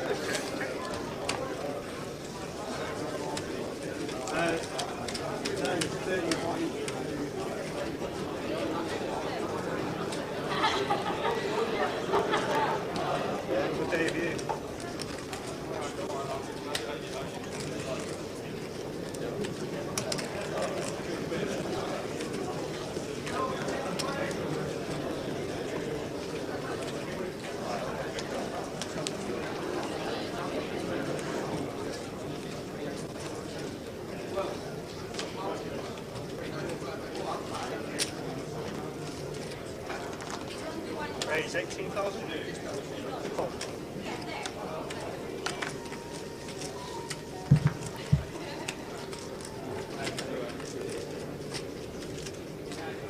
Ace Queen for Ben under the gun raises to 18k, and Daniel here working with just sub 25 bigs with the pocket 8s.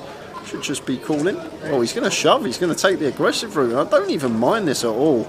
We are actually short-handed. We're 6-handed here, so shoving the 8s for 24 bigs over an open under the guns, effective hijack in this situation. So don't hate this at all from Daniel. I honestly thought he was going to flat, but yeah, I don't mind this here. And it's going to get called off. Ben's got Ace Queen. We're 6-handed here. Be surprised if Ben let the Ace Queen go. And Ben does call. Calling call feature. Daniel didn't look like the type of player to rip there for 24 bigs with 8s, but really like it from him. Now I think about it, that we are 6-handed and not full ring. So this is a big flip at this stage of the day, and it comes King, Queen 4. So the Ace Queen hops out in front. Dan gonna need an 8. That changes nothing on the turn, 2 pair, but we still need to make a set to survive. The river is the 3 of diamonds, so we are gonna lose one. early stages of the session. Daniel Knight in 27th, because Lucas Kulisis on table 14, 1 minute before that, busted in 28th place, which means we're down to 26 players just like that.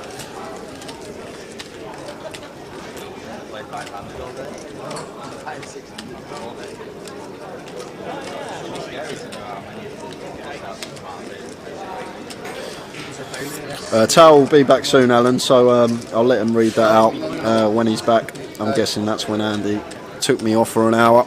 Well, you say that. You've done what? You say that, but that other table had alphas. Stephen Newton's checking that flow. The kind of guy you'd expect, though, I suppose. I didn't think it'd be that bad.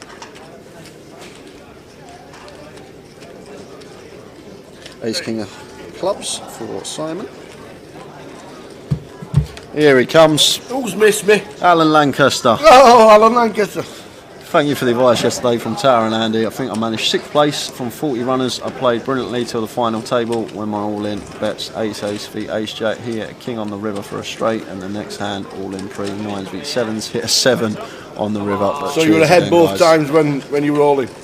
That's a good strategy in poker. Keep getting the money in, good Alan, and you will make money in this game. Absolutely. It's as simple as that. And this table just got a little tougher because Tom Hall taking his seat, I see that, to balance up the tables, because we are now down to 26.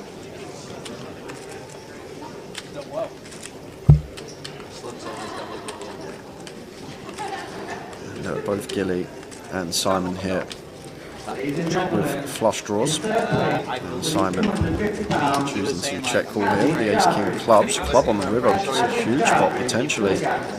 It is the deuce of spades, so Simon should play and flow here. We're not going to lead. If Gilly's an aggressive opponent, we check to him to try and induce, and we're going to get the bet from him. Snap call, and you are good, sir. Doesn't even have to show. Did we get the chip counts?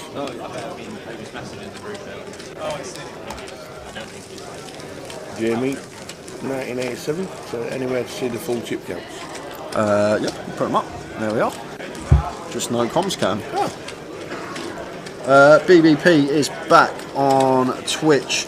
It wasn't the original Razor with the 8s there. He didn't open pre. It was who was it that opened? Ben in seat 4 opened with the Ace Queen, and then he's got pocket 8, so he's just gonna obviously rip there for 24, and he could flat as well, full ring if it was like a normal one with a gun full ring, because we're 6-handed. It's effective hijack as well, so effective low jack. Sorry.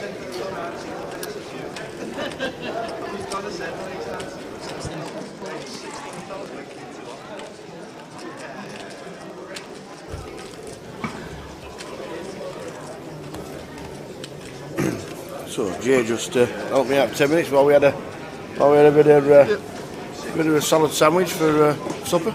As you do. Jay's going to order a little snack as well. Salad.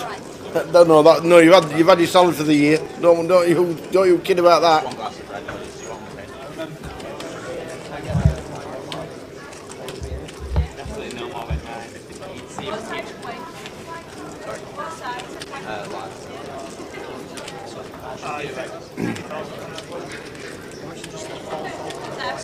So look at that, my pick for the chip lead overnight. Ben Jones got over $500,000.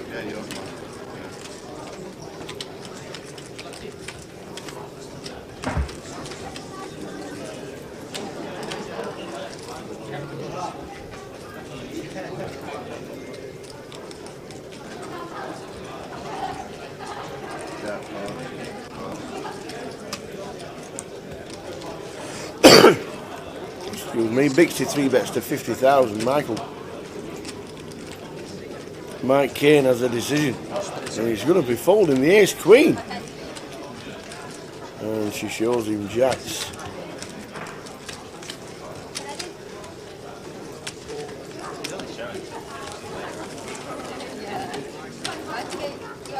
Rob, you're not wrong. We do lose an hour very soon. The boys will be straight back to the hotel tonight, that is for sure. That's it.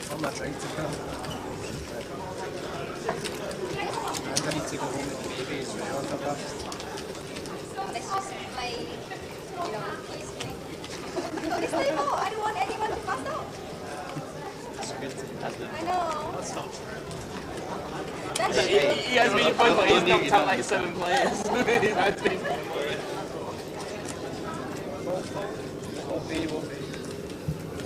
People will inevitably bust out. 200k. Thank you.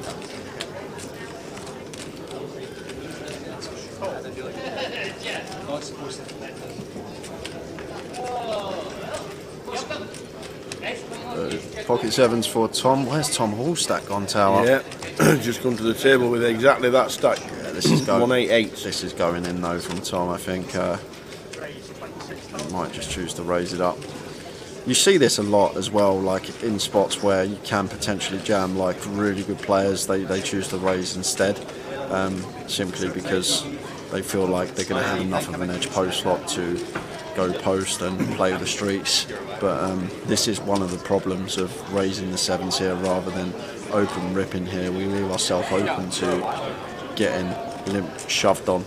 But Tom happy to call it off, and those of you that have chose Tom in the competition, you're going to be rooting for him this hand.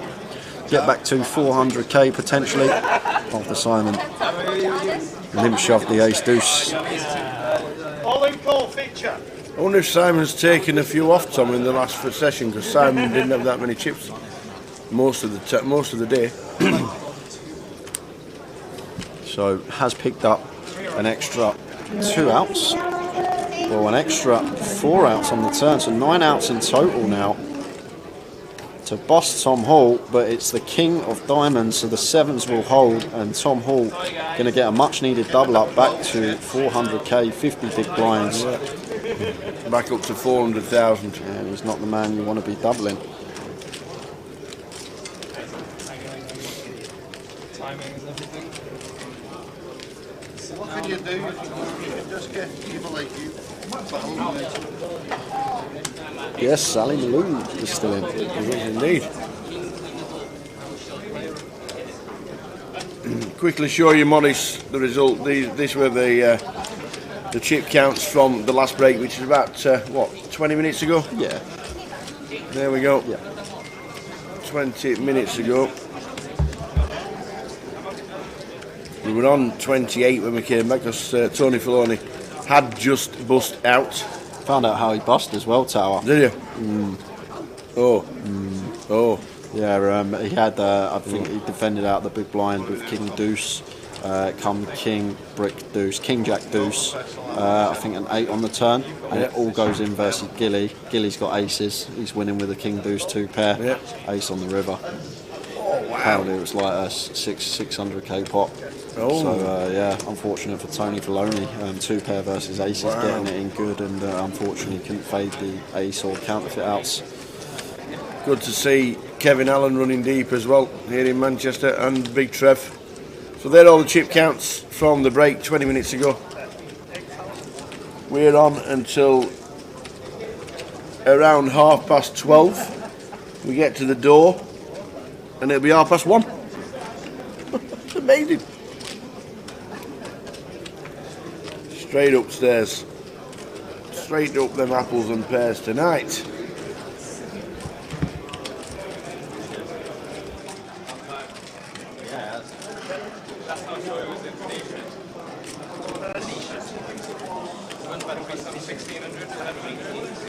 Oh no.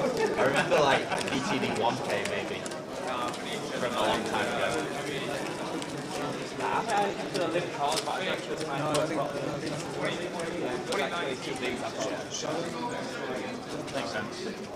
So we're on 20.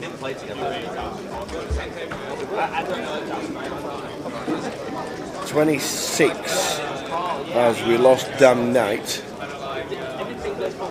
Oh, I know who you mean.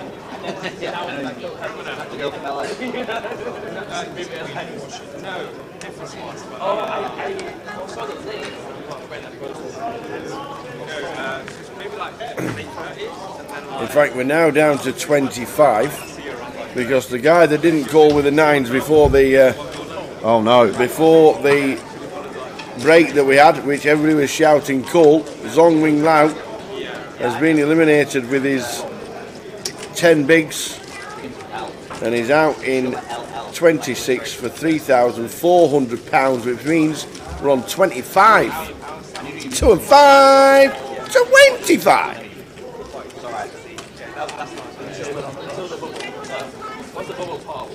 Oi, what's happening over there? Magnums? You're joking!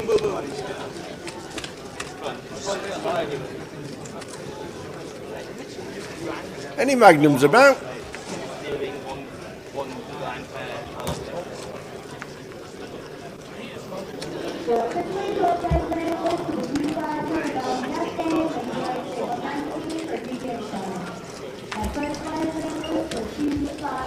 Simon with pocket sixes in the hijack, raises to 16, raise and take for him.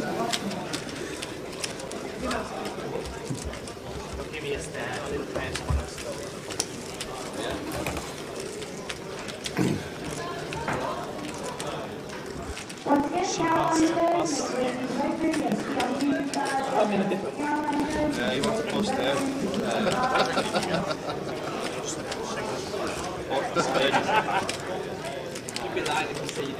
Why not? I get Magnums in a £60 comp. It's funny because day 1A it was the normal tubs of ice cream. Yeah. Then day 1B it was the Cornettos. Today it was Magnums. What are we going to get? If you make day 3, you must get the king of ice creams. Absolutely. Zaps are probably going to come out. You ever had a Zap Tower? A Zap? Is that the one with bits on it? No, it's like multicoloured. It's like sort of like toffee flavoured. Has it not got bits on the top? No, I think you're thinking of Knobbly Bobbly. Oh, what? Knobbly Bobbly? I never went to my ice cream man and said, excuse me, can I have a Knobbly Bobbly? I don't think I ever did that. Fabs, that's what they were. They were fabs. Nice one, Gully Maths. Straight in. They had the bits on the top. Look at this, Gilly and Bixie both with the pocket 8s here. And a little free roll here with the 8 of clubs for Bixie. And going to fire here now, and Gilly with just the 1 overcard, not going to be folding, happy to call. And Bixie realise her free roll. No, she can't, and this is probably check territory now, but no. I think Gilly's chip was in before Bixie's.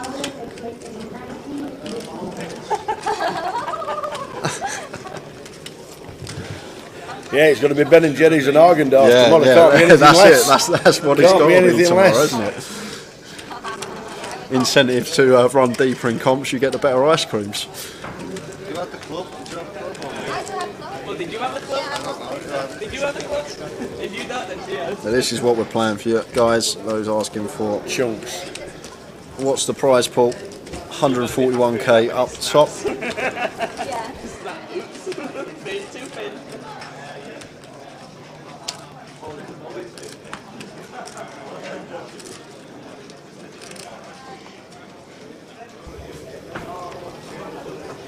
Cooler fish, you're not wrong. Yeah, Cornettos yesterday, and it was. See, I don't know if you saw in the top right hand corner that Tower was holding a Magnum, and now Carter's eating it. Yeah. Nicked it out my hand. Took it straight out my hand.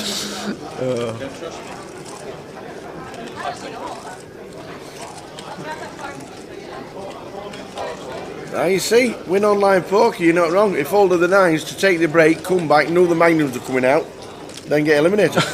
You got an extra Magnum. You got a pay jump of a Magnum.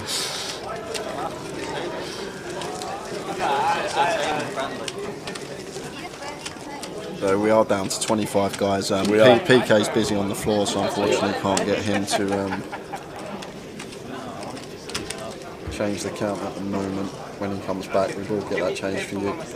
We will.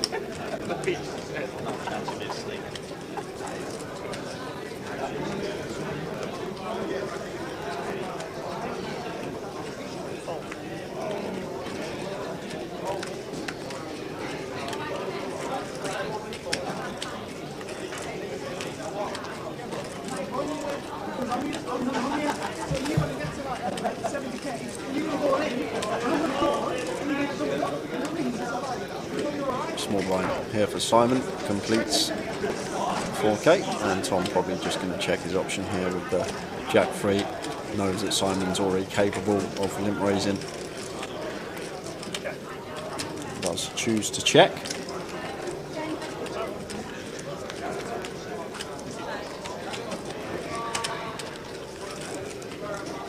And flops best on at Jack 8-6, 2 diamonds. Is that why? Simon firing out for 9k with his gut shot over card, and Tom just should be calling here with this one.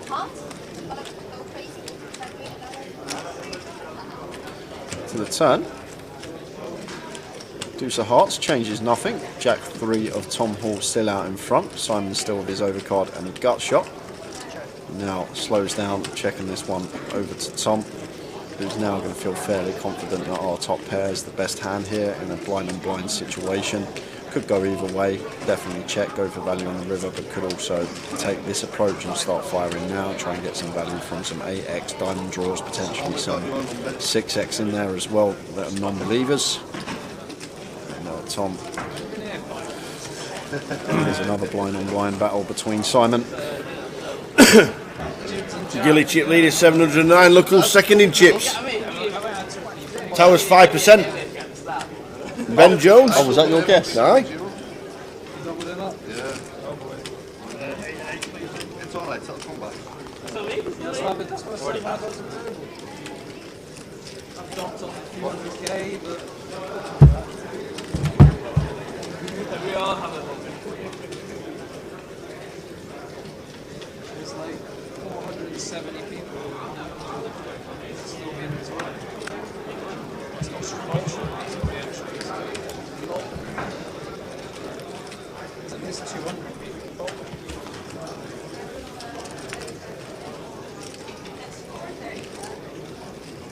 Hey, 16,000.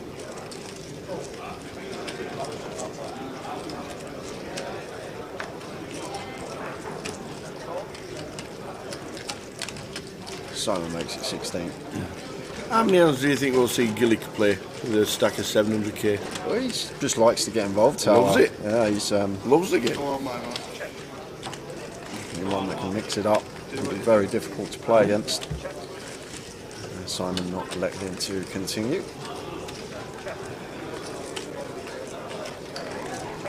Two of Hearts on the turn.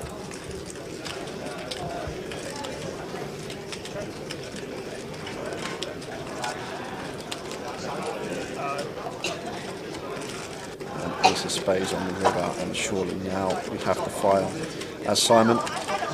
We just have to. There's no questions asked. It's one of them. If Gilly heroes us, he heroes us. But have to fire this spot of Simon, but doesn't take it. And the Jack High of Gilly is going to be good. Just feel the snap. Feel the snap always around the corner.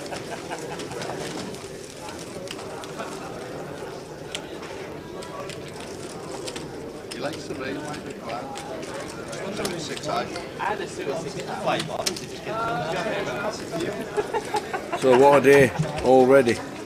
We started the day with 167 and we're down to 25. I'll see. Go on, I'll see you can do it.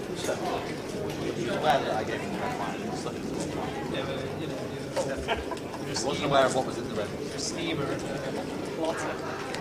Now you sound very...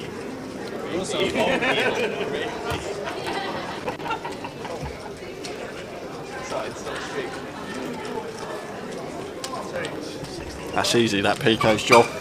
Easy job, that. There we are, updated, top right of your screen, 25 left. Tom with the 7-8 suited on the button here, raising to 16, and Michael with the Queen 10 suited, working with 22 big blinds here. Defending.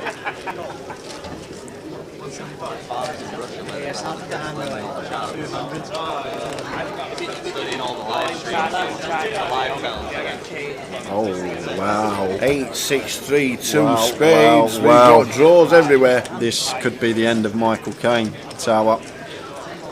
because I just think a lot of the time this could potentially get in by the turn. Got 2 overs and flush draw here as Michael, and Tom's got top pair flush draw. If a spade comes out, Yep. we will get the full double up with Tom's holding.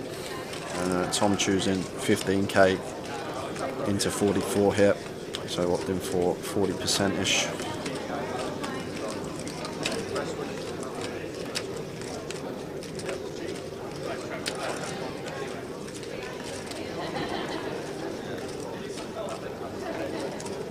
We're just going to check call with the Queen 10 of spades. It's the 3 of diamonds on the turn, so Tom's still with the best of it. And potentially Michael not going to go broke now because flop was just check call. And Tom still lovely hand here. Flush draw, top pair. Obviously Michael can have some 3x defending out the big blind. He can have some better 8x as well in there. Still happy to go for another street of value here as Tom Hall. 19k this time, so 19 into 74. Both sides is down in terms of percentage of pot here, Tom. Around 25% here on the turn, quarter pot sizing. Keeping him in. Yeah. Keeping him in does Michael. Get there on the river. Mike in seat number 1.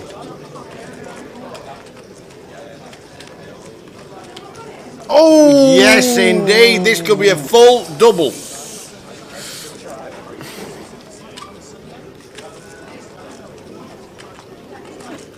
He's checked. Yeah, he's just playing in flow tower. He's just playing in float. That's all this is. And Tom's just going to think he's just got the best hand almost always here with the 7-8 of spades. And really interested to see what sizing Tom's going to elect for here, especially after it goes check call, and Tom just goes for the lot. There's the all in. And, snap call should be. Michael's not folding with the flush. Doesn't love his life, but obviously can't be letting this one go. Push over flush, Queen 10 of spades. Mike Kane in seat number 1. Just a bit of a call up Yes, a for full Tom double. Hall.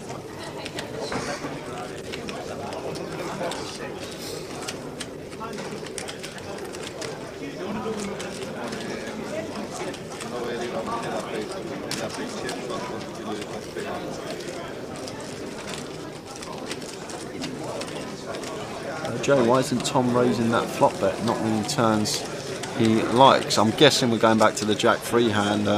It's just because it's blind on blind, and like the small blind can just leave there very, very wide. And like there's some hands we can have 9, like even joined dead, like some random air balls, like some 4 or 5 that might limp and take 1 stab.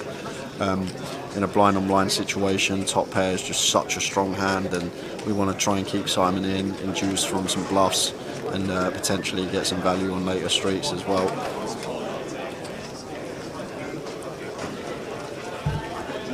King on the river. Wow. Ben Jones is in the building. He is indeed. And he's got $500,000.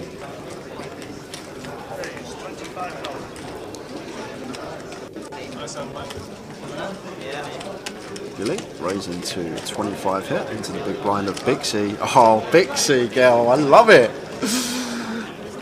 Just flat in the aces tower. This is just really nice. King 10. Oh no! Oh my days, is this the end? Well, Bixie will do well not to go broke here. However, it's gone check on the flop, so she's probably not going to go. Oh, she got a lot more than I thought she got, actually, 276. And checking this over to Gilly, who fires here with the King 9.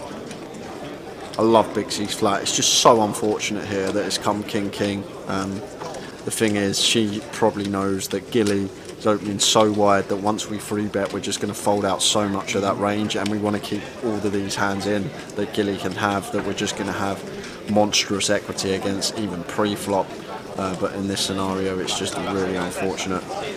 run out flush, and she block bets the river for 40k and loses bare minimum tower. Look at this. She's brilliant. Yeah, she literally block bets the river with the aces there, and Gilly just calls with the king. And unfortunate for Bixie, but she's lost the bare minimum there after just flatting aces, and she plays really well, Tower. Like, I think she is one that actually works on her game. I know she's close in the circle with Tim Chung. I think she speaks a lot with Tim about hands, and obviously that's a great mentor to have in the game of poker. You're obviously going to go far if you actually apply and listen to what someone like that is saying. But look out for Bixie over the next couple of years. I think she's going to have some success potentially on the UK circuit.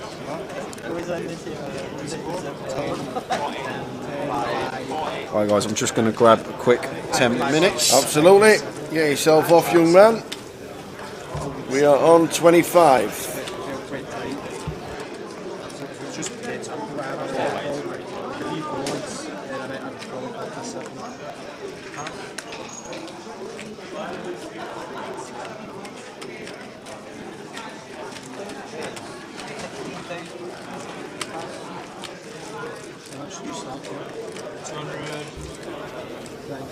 So what a day we have had. 167 started. We are down to 25. The bubble was burst in the same hand on our feature table at a quarter past 7 on the stream. James Parker being the unfortunate bubble boy. He lost against pocket fours, and as soon as the hand was over, they'd been told to pause the clock, and that was it. And then since then, a steady stream of eliminations, and we are down to 25.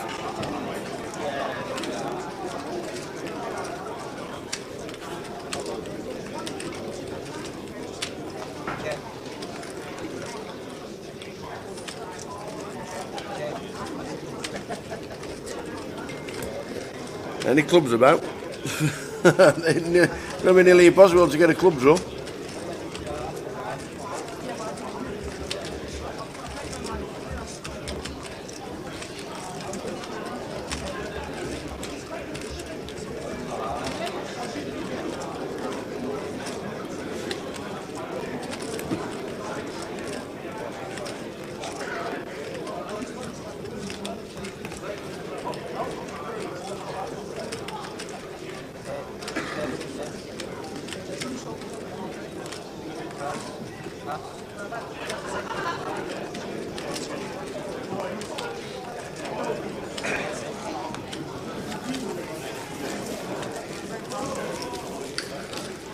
Chip counts as they sit in their seats.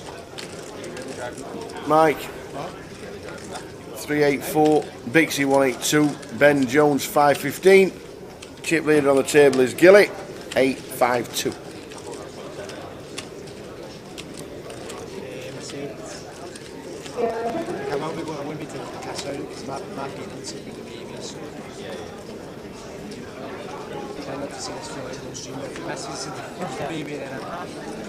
I may have melted, but they took it like all the kids.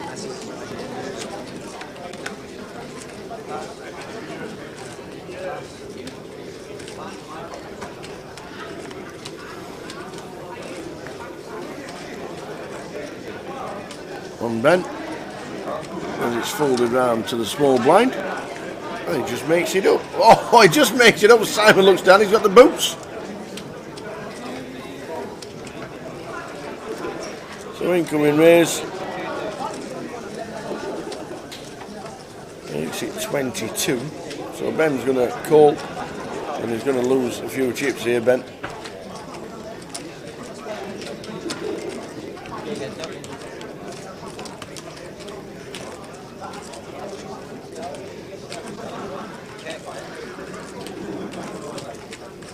And the case ace comes out as well. Ace, Jack, Queen. Flop set for Simon.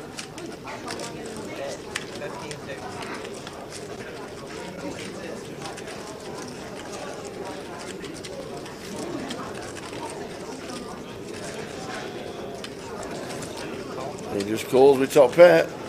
If it comes a 4, this could be disastrous for Ben Jones. It's not, it's a 9 of diamonds. Ben checks.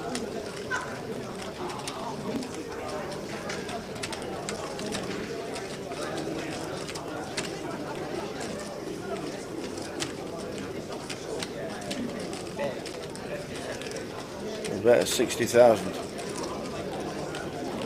Well, 56 actually.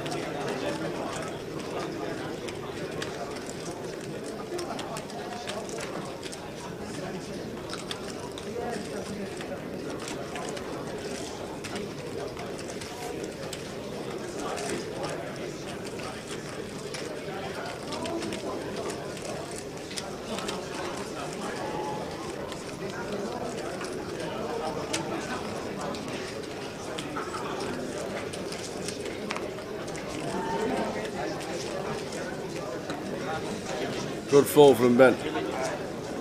Good fold, even though he got top pair. Realised it was dodgy.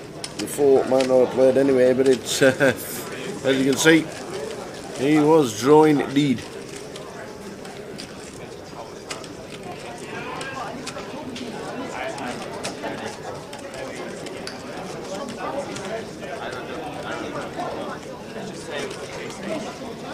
Yeah, the old gem bizzle. There he is. You narrowed it down a good bit.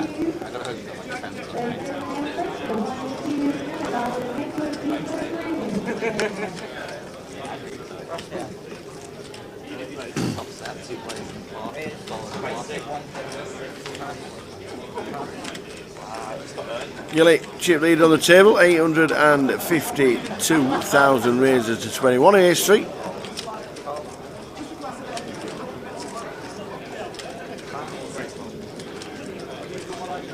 Ben with the 9s calls to 21.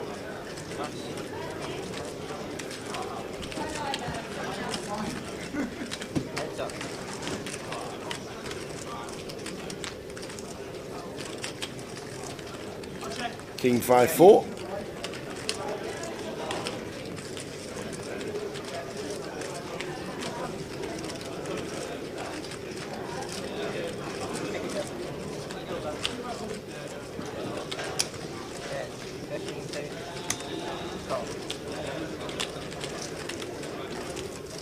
Option.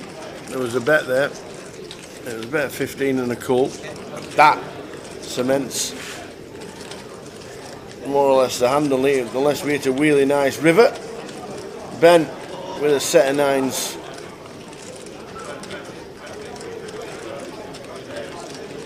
I think Ben keeps it quite small, makes it about 28, 29.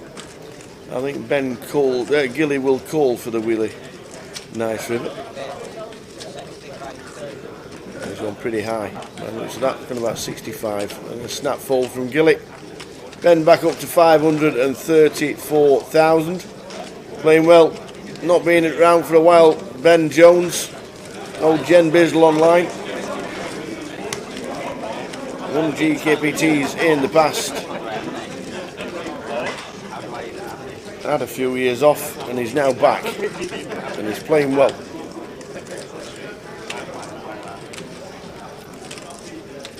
You were absolutely right, Andy. Ben did bob it. Yeah, I'll get a text saying nice ball. 10-6 off. Sorry, mate. What a possible.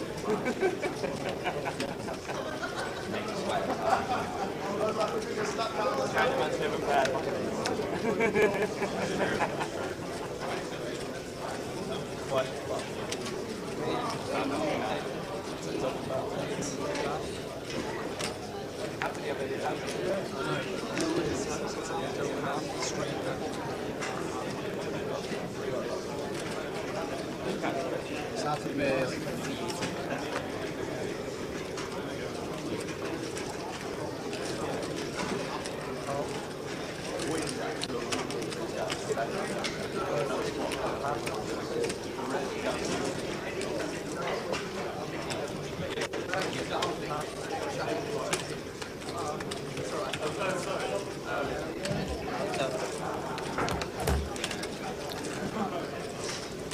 Mike in C1 raises to 16,000 with ace jack. Simon looks down at the sevens, so he calls. Ace 8-4 is the flop. Mike Kane takes the lead, and sevens snap fold. So we're on 25. Oh, stop the bus. We're on 24. We are on 24. We have just lost one of the players that was being touted to be chip lead over the overnight, Ant Kennedy. Ant Kennedy is out in 25th, which means we've got 3 tables of 8, which means we've got Ali Malou. Oi, oi! Walking in at Ali Malou Wonderland, there's only one Ali Malou. There he is, sat at the side of Ben. I think, there we go, in.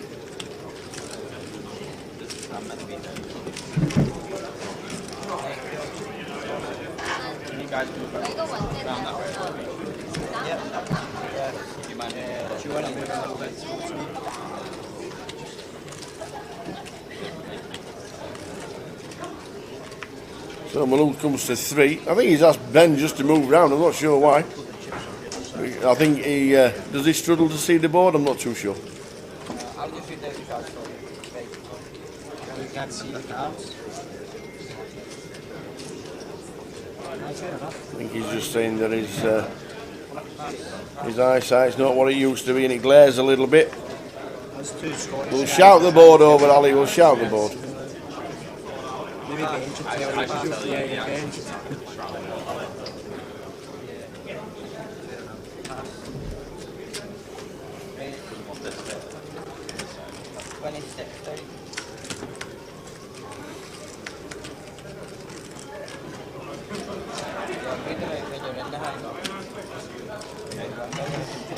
He's back. That was a salad. Yeah, it was nice, really nice.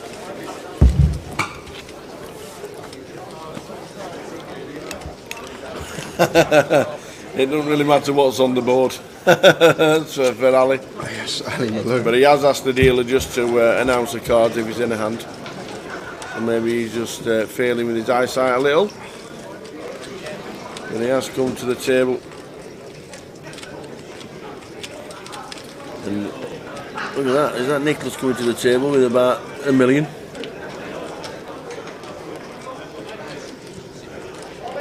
Did I miss much, Tower? No, not really. We had a couple of hands that could have been fireworks, but set of 9s for Ben.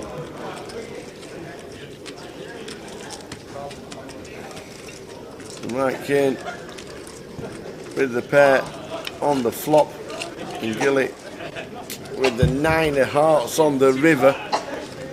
The 10 takes for the straight.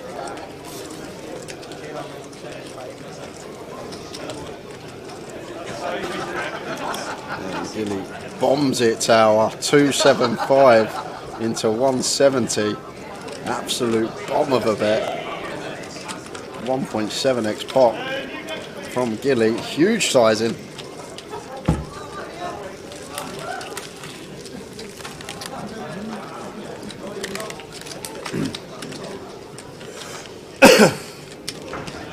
It does indeed.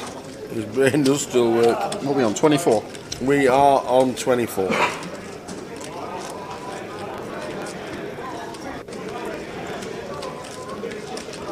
Ali, time out.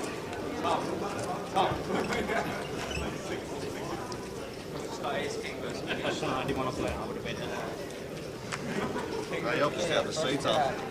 I obviously have the seat. Joe Hindley still on for the treble. It is incredible. All in 500 plus man fields. It's like, yep.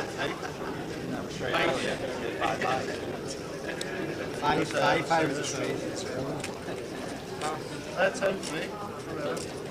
And a 6.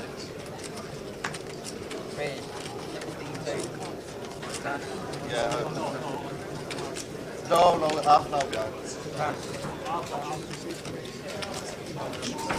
Will McMoney's still in the outside. That's amazing.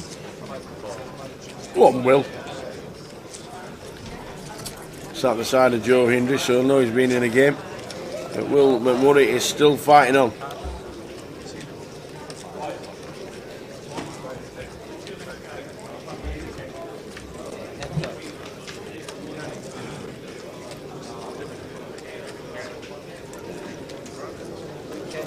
Queen 10-4 is a flop. One knowing of Simon's holdings, but Mike Kane has got twos.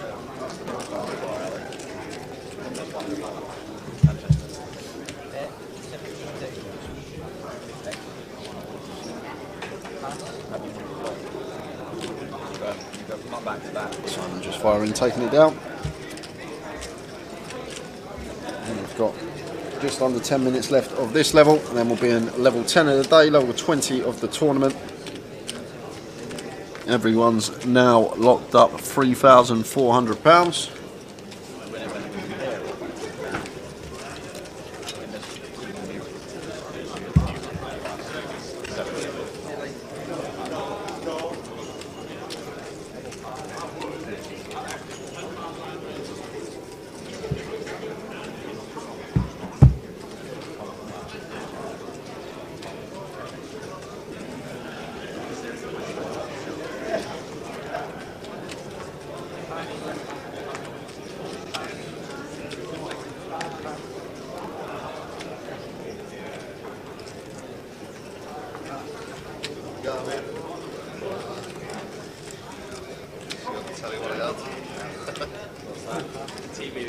You're looking back, yeah?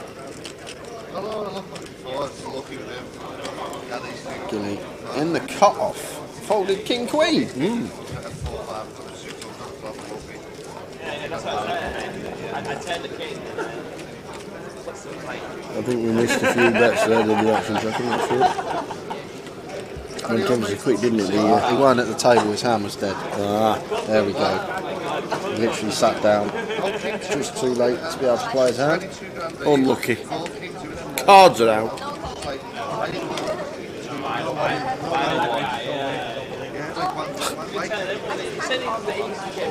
You don't go even. 600k pot, yeah, but It's made up. all of these are king two, and then one when you go out. If I come out, I don't know.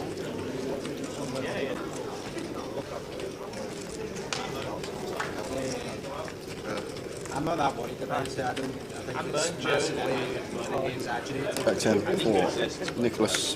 That makes sense. To go, and that leaves room for Gilly to limp in here with the Queen 7. How did Michael get chips, Tower? He only had like... Oh, he doubled up through Tom. I was here, wasn't I? Yeah, I was here, yeah. With a flush over flush. Yeah. Now finds the boots, makes it 32k.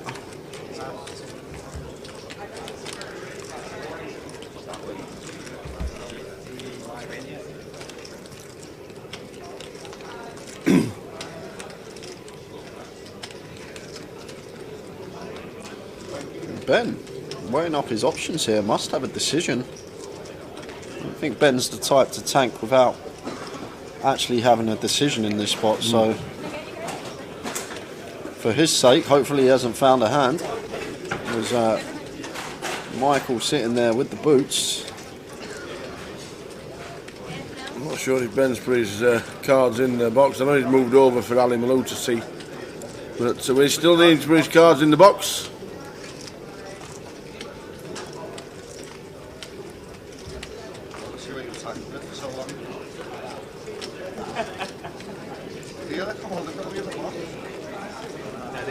They get told. Yeah, you always know. Oh, it looks like he's going deep. Tower. 3 betting chips. There's a few oranges in there. There it is. And timing couldn't be any more worse. Whatever he's got here, we've run into the aces of Michael. I just said, can you put the cards in the box? Thank you very much.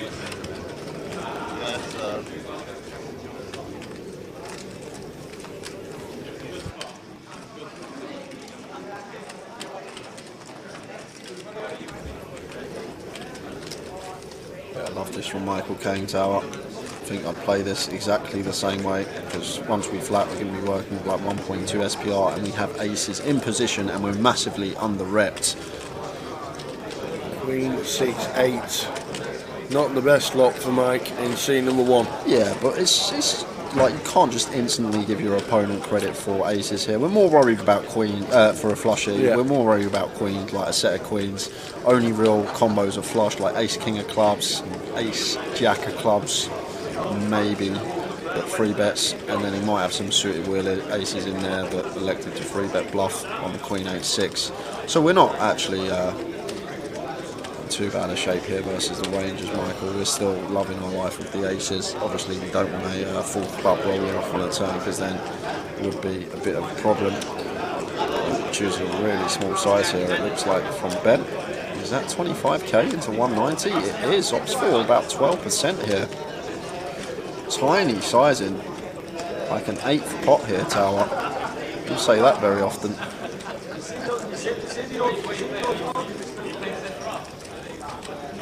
And Michael probably just going to be calling.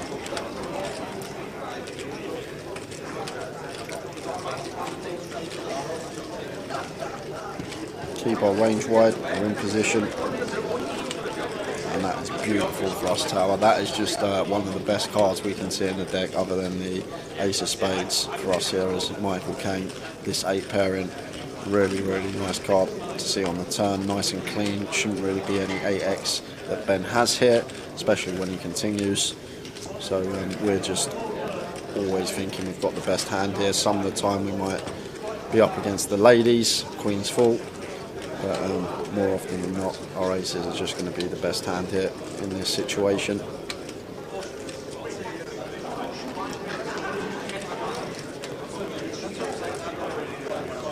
Ben's going for another street here, tower. So this is going to start to make his range. Going to be a lot less hands in there now once he goes bet. He'll have like some ace king with the ace of clubs as a bluff, or ace king with the king of clubs as a bluff. He'll also have like some ace queen with the ace of clubs for what he thinks is value, as well as kings for value as well. You could definitely have like an ace queen with the ace of clubs here for sure, as well as kings, which would have just been a caller anyway pre-flop. Ace king's going to be in there as well, although we heavily block that hand as Michael. But 35 here, just really small sizing.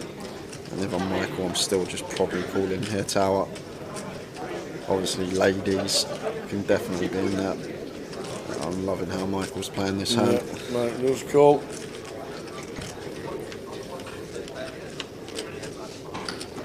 And that's as clean as it gets. This is just a beautiful run out for us here as Michael Caine on this board. And if it's checked over to us, we've got an easy shove as Michael for just a little bit more than half pot. But Ben here, interesting to see what he's going to do, because I have no idea what his holding is. Well, it's a call. It could have kings with the king of clubs, or ace queen with the ace of clubs. Can't fold here as Michael Caine. There's the call. And the aces are flicked over.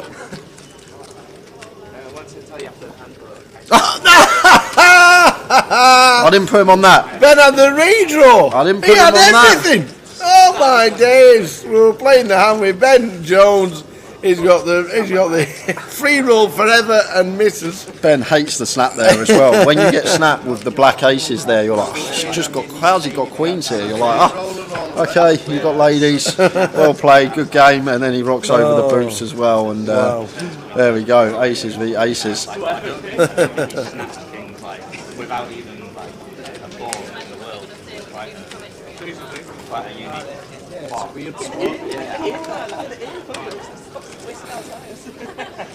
Wow. Chop it up. That's the second time we've seen that today, aces v aces. All I'm going to say is thank you. And that's going to take us into the final level of the day, with 24 players remaining. They feel much better about hearing that. Well, 23 I make it, tower, because Chris G Yep. has gone. Chris G on the outer table, £3,400 out in 24th. We're down to 23.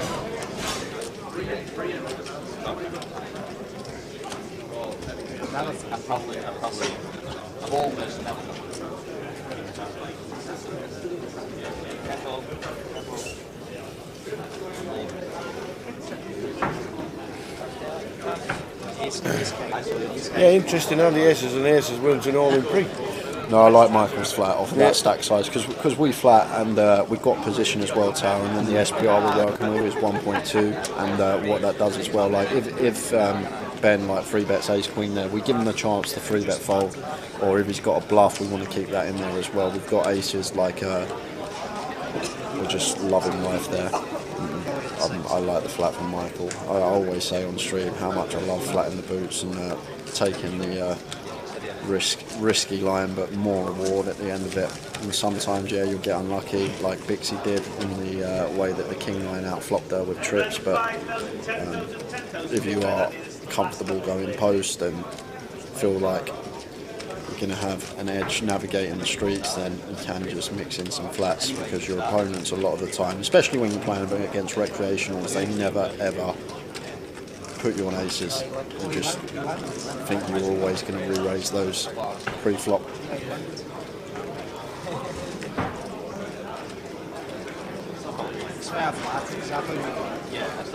have some bluffs or whatever. Would have been funny if it went all in pre. Could you imagine us in the comms? Oh, it's 3 clubs on the flop.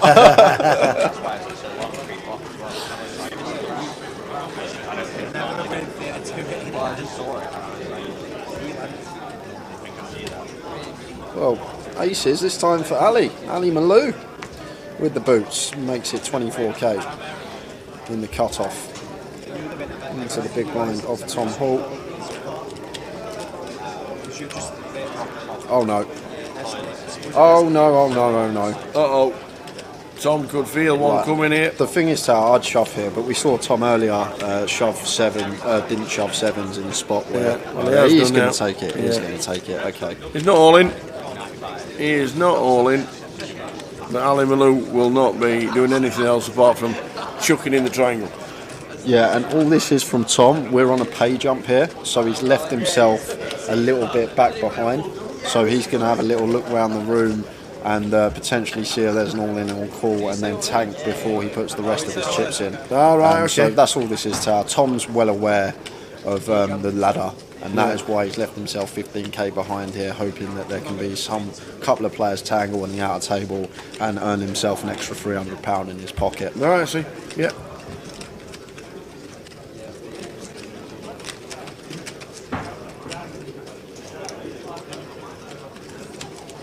Sees that there's no action going on the outer table, so makes the call, and Ali with aces could potentially knock out one of this tournament's most dangerous players. Tom Hall, millions in earnings over the years, even more online. Yeah. And he's played well today, but now could be on the back end of an Ali Malou bust out.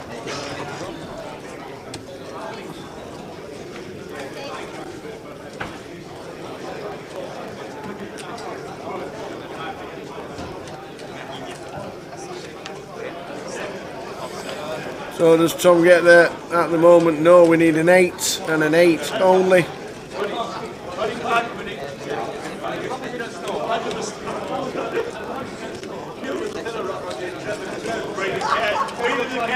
The river is a 6. So we lose one of the most dangerous players in the room, Mr. Tom Hall. £3,400 in 23rd. We're down to 22.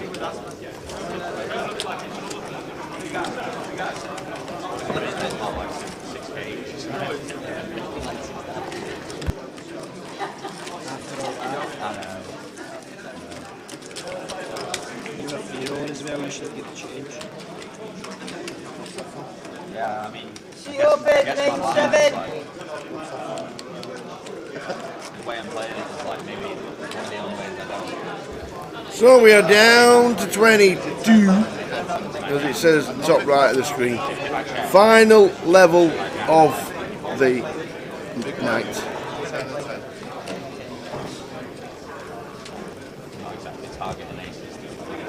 Final level of the night. Gilly's still chip leader with Nicholas in seat number 8, who's having a nice massage. Is that girl that nicked your Magnum Tower? That is exactly the girl that took the Magnum straight out of my hand. Oh, good old Cara. Always travels around with a talk.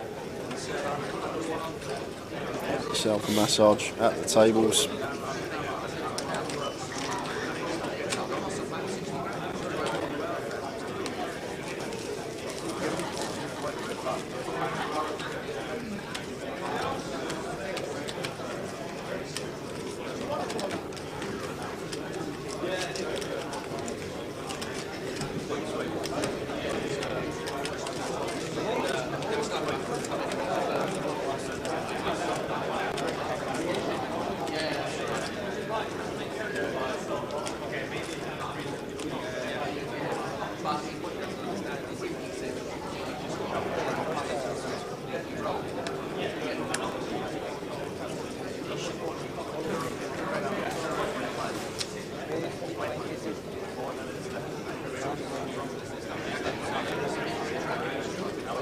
Ace on the spades for Michael.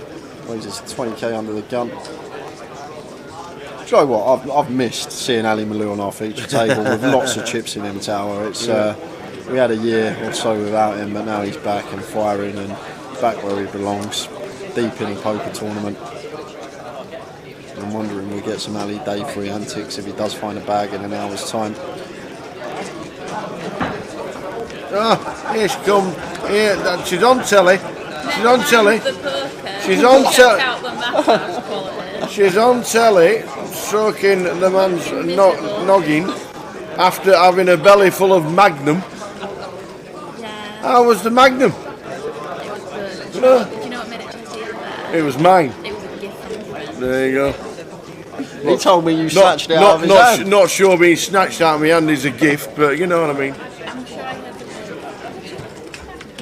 I'm sure that was said. I'm like that. If I snatched it or after, I'm not sure. I don't get off early Magnums.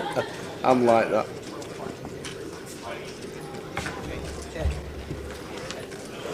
So we're on 22 as Tom Hall departs.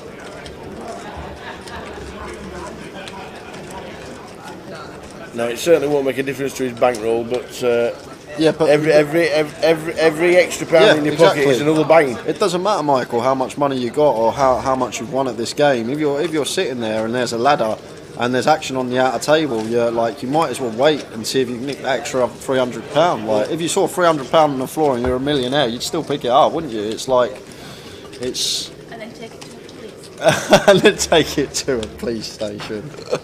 No. I found this on the floor. Yeah. Yeah, it's regardless. At the end of the day, yes, poker players they make money over the long run, but they're just doing the right things, and that's the right thing to do for Tom because he makes a little bit of extra money some of the time, and he knows that. And this game's all about trying to eke out that extra little bit of value sometimes, and it doesn't matter whether he's got £1 or 10 million in earnings. That £300 ladder is still a £300 ladder. We're down to 22. Last level of the evening. Another great viewing day for everybody. Started with 167, we're down to 22. Amazing.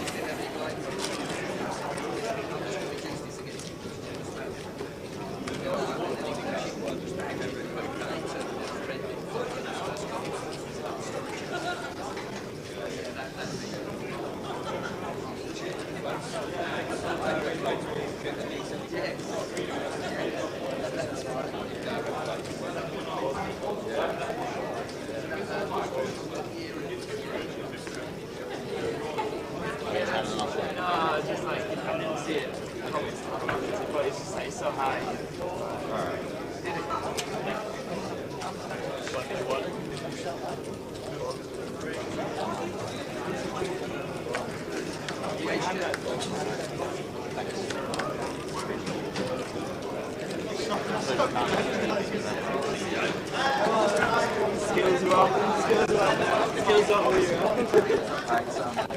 King 10 of diamonds for Ben, raises to 21. And Michael flat in here.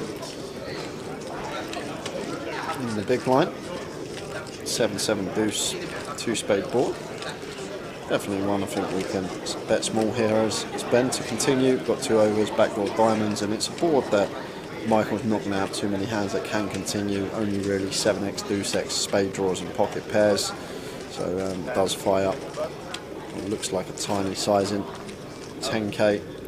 So less than 20% there, and gets the job done regardless of what Michael had.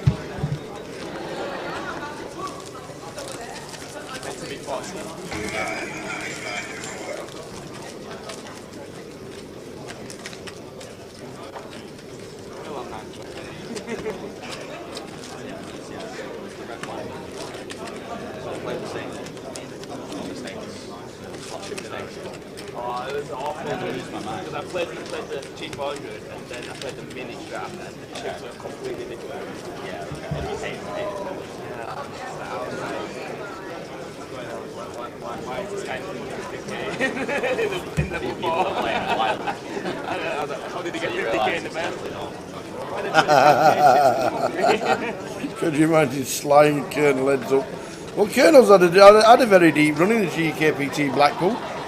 Old Arthur, I think he was like fourth or fifth or something like that. Old Arthur, definitely on the final table.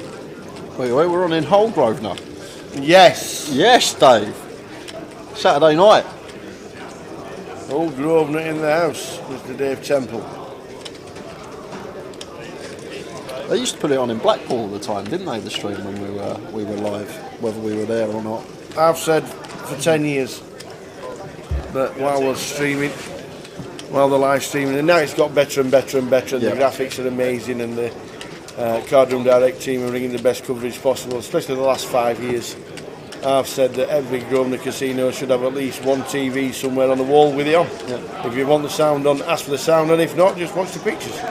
I've said it for at least 5 years. Do you remember Goliath from 2019 when basically we heard from someone that they rang up Hull Grosvenor Casino to buy in, and then Hull just got about 1,000 phone calls. Yeah. We told them that you could buy in. And then Dino gave us a slap on the wrist, was like, you can't do that. Yeah, so I remember that, and everyone was calling Hull up. They were getting about 1,000 phone calls, everyone trying to buy him for the Goliath.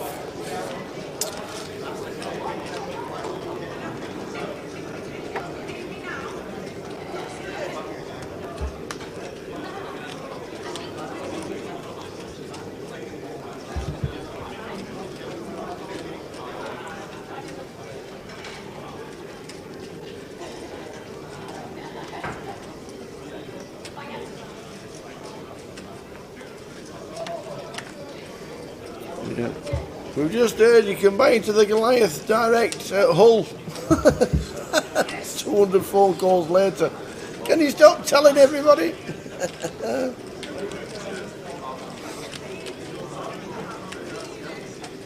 Yeah, I remember the best thing about it was, I think he was third. It might have been fourth. I'd have to check the database. But it was either third or fourth for chunks. It was really good. It was his best score for ages.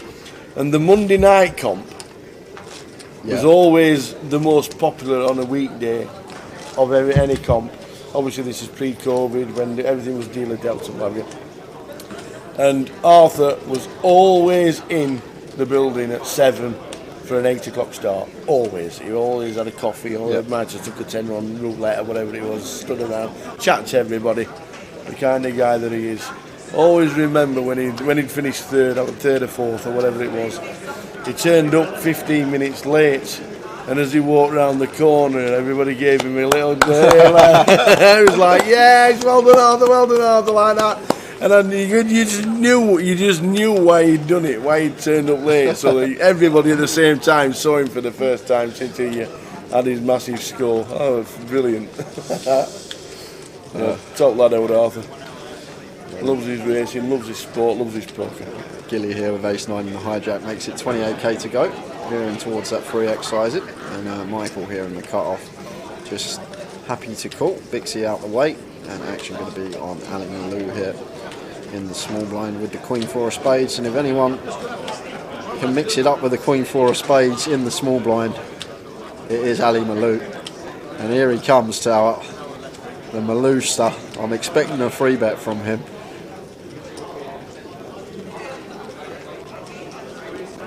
The old Queen 4. Yeah. He's been watching Phil Helmuth. Here it comes. He's been watching the Helmuth.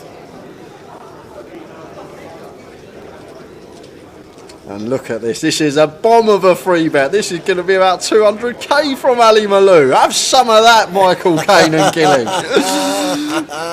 It's the exact same hand as Phil Helmuth. I wonder if we can get Ali Malou trending with the Queen 4, just like Phil Helmuth did.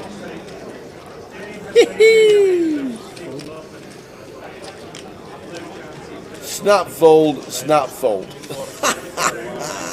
What's that, 240? 240. Show him the Helmuth! Oh, I thought he was going to show the Queen 4. The 8x free bet out the small after an opening call with a Queen 4 of spades, and Ali is officially back on the GUKPT.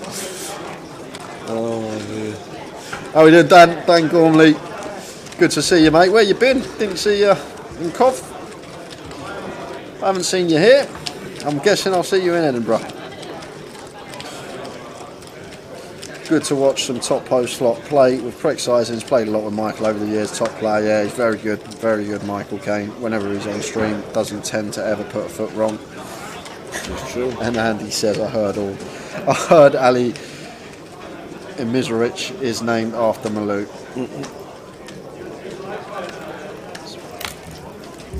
Don't know how to pronounce Ali Imizovic, his surname.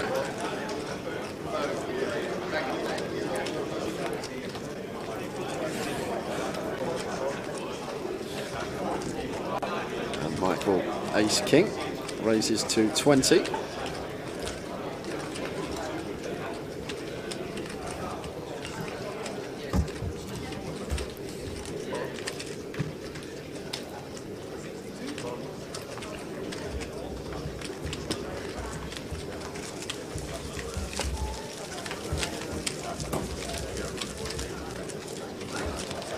GUKPT next for me, mate. I'll see you in Edinburgh for GUKPT.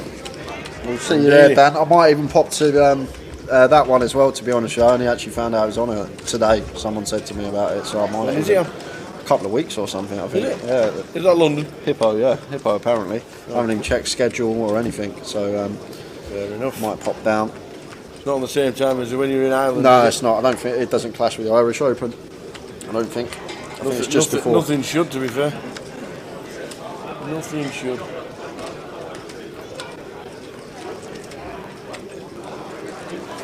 Chip leader, we do think in the room is Gilly.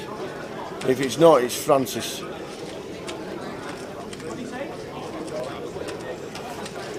Yeah, Sabria Basher just missed him. Free bet like 8x with the Queen 4 of spade, and love to see it. Oh, we quickly mentioned PokerStars. The C4s instantly woke up and replied. They'll be trying to get a free ticket for something. Get me in! Irish Open is 11th till the 18th. Our man here is giving away 5% to the person that can correctly guess who is chip leader and has the chip lead and the chip count.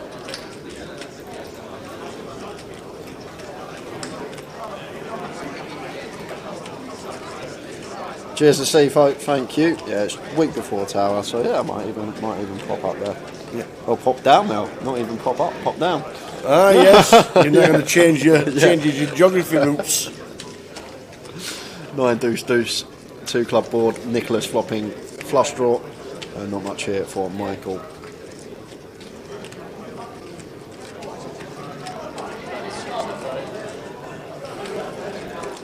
Hi Morris will show you very shortly the binds and starting stacks for Goliath. After this hand we'll show you the schedule for Goliath.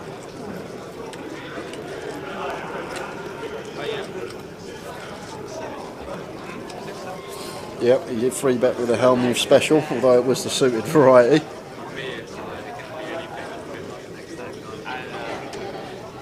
There's Tim Chung in the background, Yeah, smile on his face. Still going strong. What a player. What a player. Goliath. There. 20,000 starting stack. We start with a GUKPT in the club.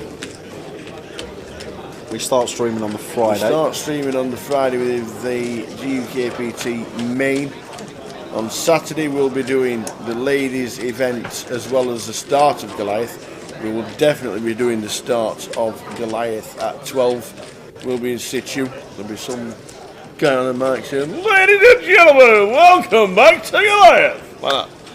And then on the Sunday, we're going to start commentary with the Goliath and then move to GUKPT Day 3 at 2:15 p.m. Yep. And then Monday, we're just going to be doing Goliath Flight C and then the High Roller at 12:15 p.m.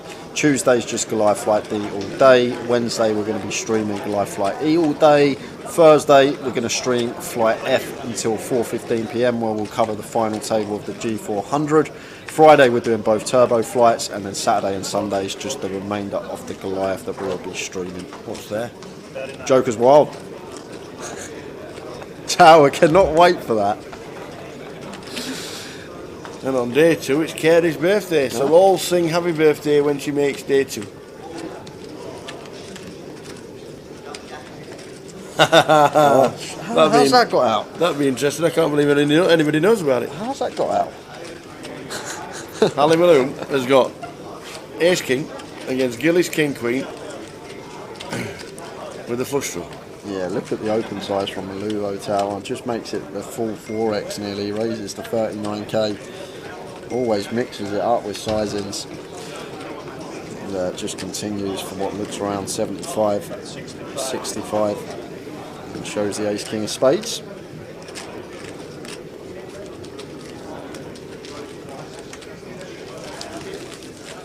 How does Joker's Wild work? There's a Joker in every deck on the table. It can be played as every card, any card you want in the pack, and you can use it to your advantage. The slight difference with Joker's Wild is that there's some drag artist on stage playing music as loud as possible, and we have a singing a dance. Yeah, Josh, we do put a graft in. It is long I'm not days. sure. I'm not sure if PK can actually pull up the video of how we started Joker's Wild last year. But Gary, should we get it in for everyone? If you want to see what it does look like in between hands, if we get the clip, we will show you, because it's not the norm, shall we say.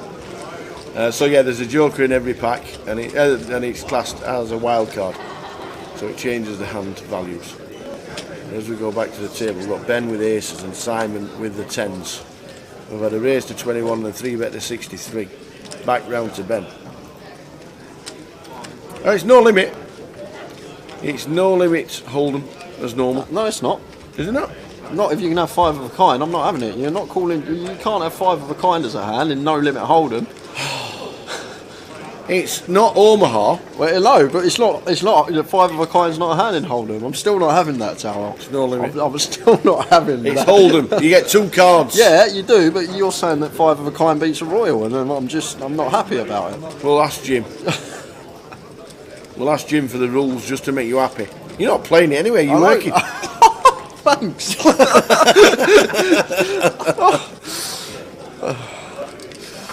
Hey. Dear. Come on, Ben, hurry up and raise. Won't let's carry on this domestic.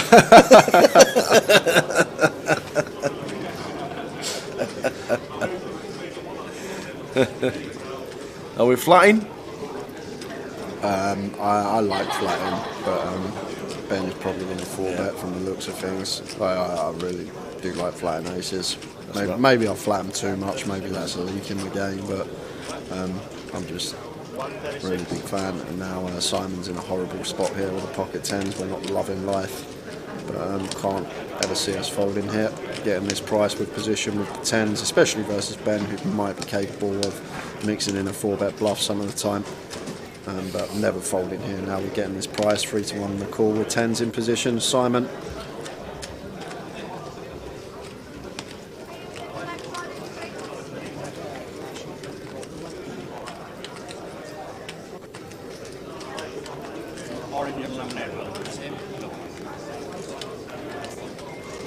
Yeah, definitely no bluffs for this sizing.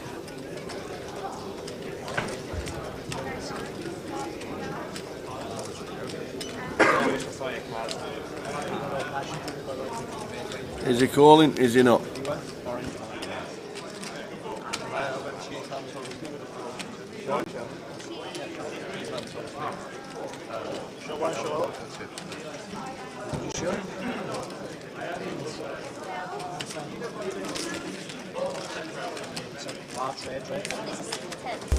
So the 10's folded. Anybody want to know how Joker's Wild works? This is how it starts.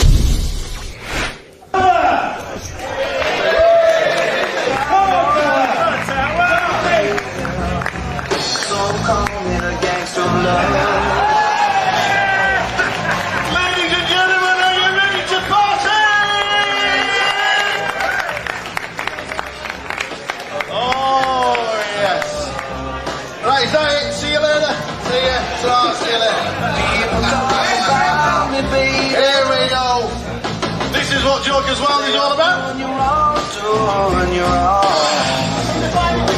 This is the best Joker's Wild. This is the best tournament of the entire world. This is going to be absolutely so much fun. We are going to play music all evening, and unfortunately, I am going to be dressed like this for the rest of the night. There's not a lot. I didn't have any choice. That was it. Tell it. You're going to be dressed like that. The man in the house, Mr. Dan Shorter. Ladies and gentlemen, let's start Joker's Wild. We've got plenty of prizes going on, but this, well, what can you say? Thanks for turning up. Let's crack on and let's play the Joker's Wild. Ladies and gentlemen, are we ready? Are we ready? Dealers, get the decks ready. What a fantastic turnout for Joker's Wild. This is the life and this is what it's all about. No one can't seem to get enough of.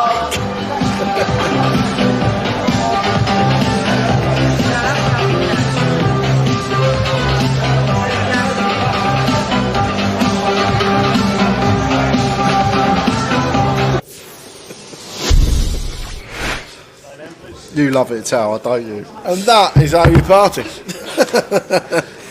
Don't expect it to be quiet. Don't expect it to be your normal game of poker. Expect to have a lot of fun. And expect to dance a lot. There you go.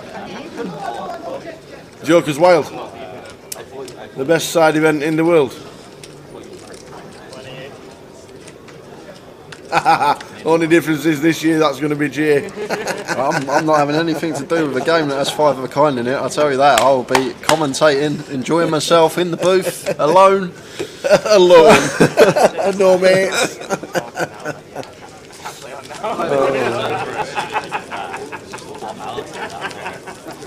Hey man, it's all about having a lot of fun, and that's what Goliath is. Is Joe Hindry still in? Oh my god, how has he done that?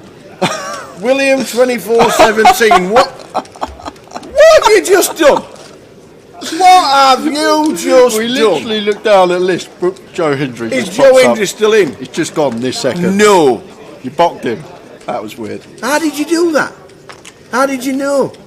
Joe Hindry has just literally bust out for £3,700. You don't know the details, but the bock of all bocks.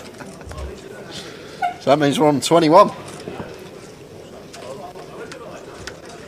Oh, hiya Tim. Oh, we had a good time air guitaring in Dublin, didn't we? That was a few years ago as well. We found a broom handle, and everybody's got a air guitar, so we had to. Oh, that was awesome. Another great week in the poker calendar is the Irish Open. It really is. Jay's going over for the entire lot. Tower might turn up on the Thursday or something like that. We'll see. We'll see. But it is a party. It's a great, and it's obviously the first one back for since 2019. The next Jokers Wild event is during Goliath, and it's on the Wednesday night, Thursday night, Wednesday night. It's on the Wednesday night. So double gutted here for Gilly. Backdoor clubs. Ben just check folding with the ace-4. Ah, that's right. We were using cutters as air guitars. Why do you think he's a programming number, mate? Not normally, pretty bad. Do you think we could have a normal night out? You know, we are singing and dancing No, and probably not. And air guitaring and. Once the boo starts flowing, that's it. Cheers, Anthony G. When and wait, yeah. Quickly re-show you again the Goliath schedule. There it is. Jokers Wild Wednesday night, 6:30. Poker really is secondary. If you want to concentrate on a proper game of poker, that's not the one. The music will be there. Jay will be concentrating on the live stream. The live stream will still be going on as normal. Patrick has already told him no, can't make it. Can't make it. I FaceTime him most nights, but can't make it. So the schedule is there. There's plenty going on. There'll be loads of cash. There'll be loads of fun and frolics and everything. So it is good. It was good though for me last time I was at the Goliath, because Tal's like, I got the Jokers Wild tonight. You're gonna have to get someone in. And as you said that, Patrick Antonius just walked into he literally walked into the Rico Arena, and he was like, "Oh yeah, I'll do some commentary," and then ended up doing an hour of comms with Patrick. And I didn't really say much. I was just looking at him and pretty surreal. in awe. Absolutely, it felt so surreal. Honestly, someone that you watch growing up, play poker on YouTube, high stakes poker. I remember not even being 18 and watching him play, and then sitting there next to him. It was a real surreal experience, and a really nice guy as well off the table, until you meet him in water a few months later and you don't remember who you are. Hiya Kev, is Ant Kennedy still in? No, Ant went out in 25th. He went out in 25th, 24th was Chris G, 23rd was Tom Hall, and just now Joe Hindley was 22nd. As William asked, is Joe Hindley still in? Can we squeeze one more bust out in Tower? And how long we got left? Half 20 minutes? 25 minutes? No way. Oh, it's all gone bitter. I bet he's feeling bitter as he stood at the bar. Jonathan Lemon. Jonathan Lemon has just been eliminated. £3,700 on the outer table. John Lemon. Aye, has just been. Imagine, he's just been eliminated. Jonathan Lemon. Will McMurray is still in Wayne. He's flying the flag. There he is in the top right hand corner of the outer table. There he is. Gilly, nearly $1 million.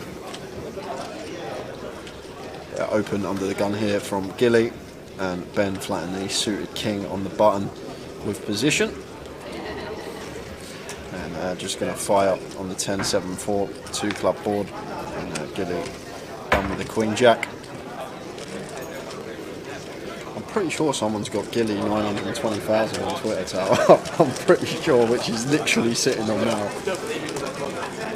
940, Gilly 940.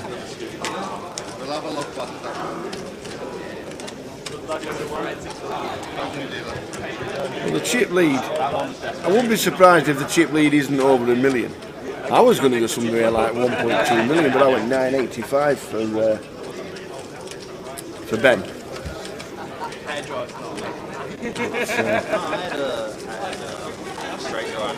We are heading towards the end of the night. Yeah, but I needed 2 cards. We're definitely in the last half an hour. Desperation, but not. Odd Bodkin says 1.15 million is looking good.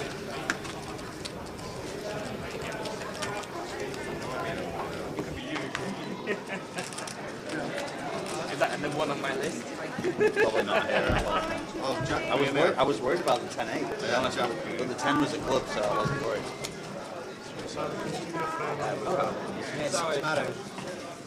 Oh yeah.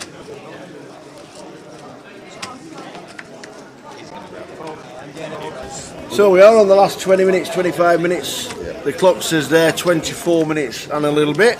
And if you have entered the giveaway, stay tuned because you will see the chip leader and we will let you know who's won the giveaway for today. Win themselves a £110 closer seat, and if you're lucky enough to guess the leader as well, you could get yourself a little 5% free roll from the main event action in Ireland.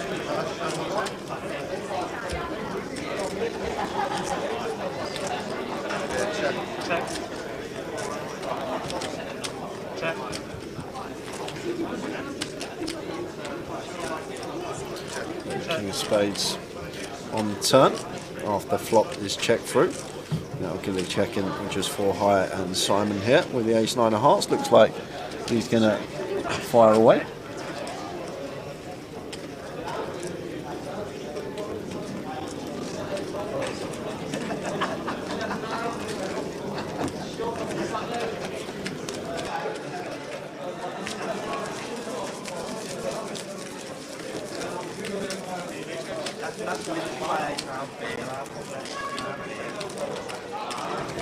So around about 20-25 minutes to go, we'll give you the last number of hands whenever it gets shouted.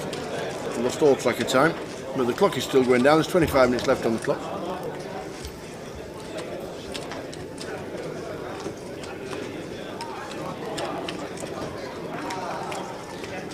I think it's because of his eyesight, Maurice. Ali stands up and looks at the board. Yeah. I think he's made a few mistakes in the past, mistaking a heart for a diamond or a club for a spade or vice versa. And I think it's just so because of that he stands up.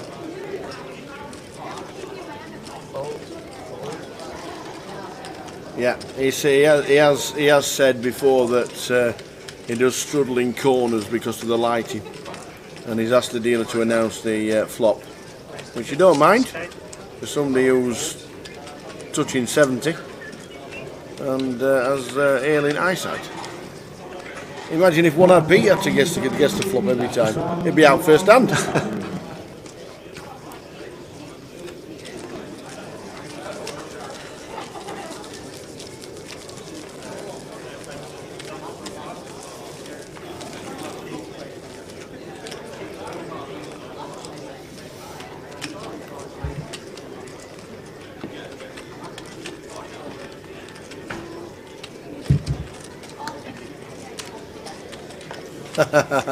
Or a 3 for an ace 20 years ago. Using the same old trick, is that what you're saying? No, I think he is struggling a little bit, Ali. He's asked me before if he's on the feature, can he sit in the middle? I said, well, we can't do that, but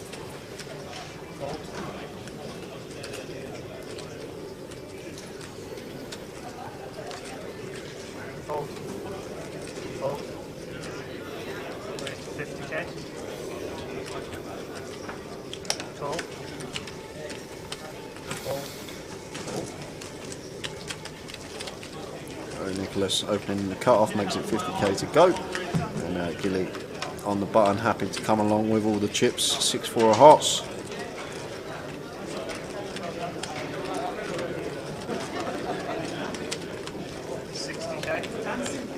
To the flop. Queen, 8, 9, all clubs. 2 clubs. So top pair here for Nicholas, just firing, and Gilly gonna get out of the way with a Gilly floating with the 6-4 of hearts. This is just a pure float. There's just nothing we've got going for us here. He's basically floating to try and take this away on a later street when checked to, and there's the check from Nicholas, and Gilly going to come out firing now, and looks like that's a bomb, well over half pot. What's that, 120?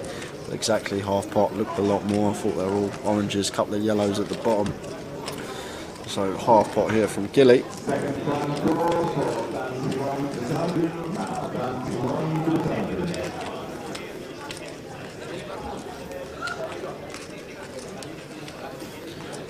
Put Nicholas in the spot here. He can't fold just yet, especially versus this opponent. Well, he just gives him credit for it, and he shows the king-queen. And Gilly's not going to be showing him the bluff. 6-4 into the muck. Takes that one down. Gilly is on a milli. Gilly's on a milli, love it.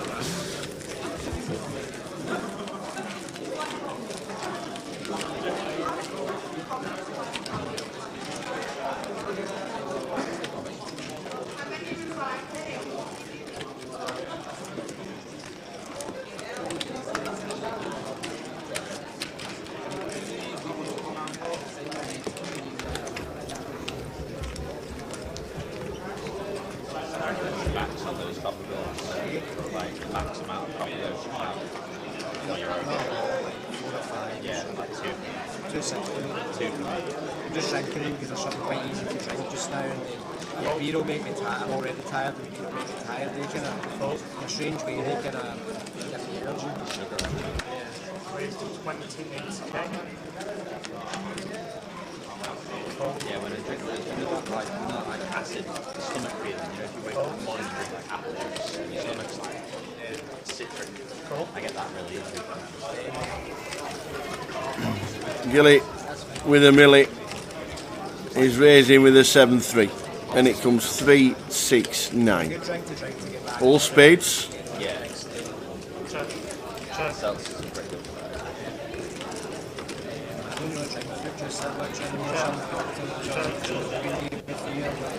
It's supposed to be really, orange juice and apple juice, it's supposed to be really bad for you. Just put so much sugar into your blood. 55k. It's bad for your insulin resistance. That's the same with all sugar. Really, actually, like really bad for your teeth as well. Terrible. I don't know how, I like my sugar. Yeah, same. I mean, like, nothing to brag about. Somehow they've stayed decent. British people have a very bad stereotype of people having terrible teeth, and you don't see it until you hear it. Like, my ex was like, she was like trolling me saying like, oh, you've got like alright teeth. Might be a dumb question, but is Gilly Gilbert Black? Yes, he is. Gilbert Black in seat number 9 with 1 million chips. 20k.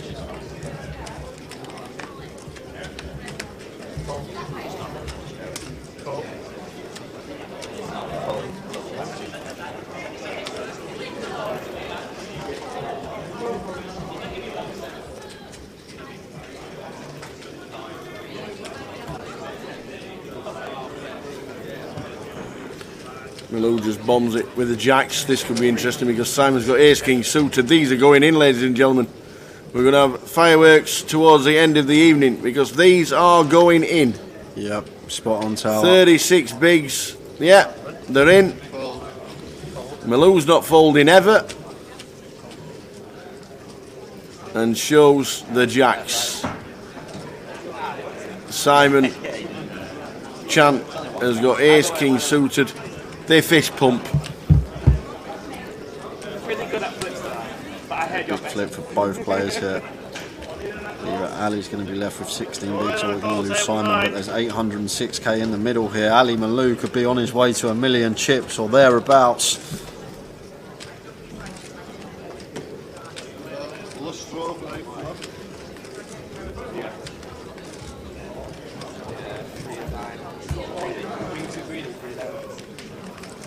Seven of spades, 4-5-5 clean for Ali Malou.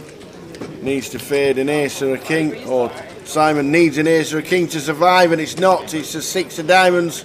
We're going to lose Simon Chan for £3,700 in the latter stages of tonight. Alright, good luck everyone.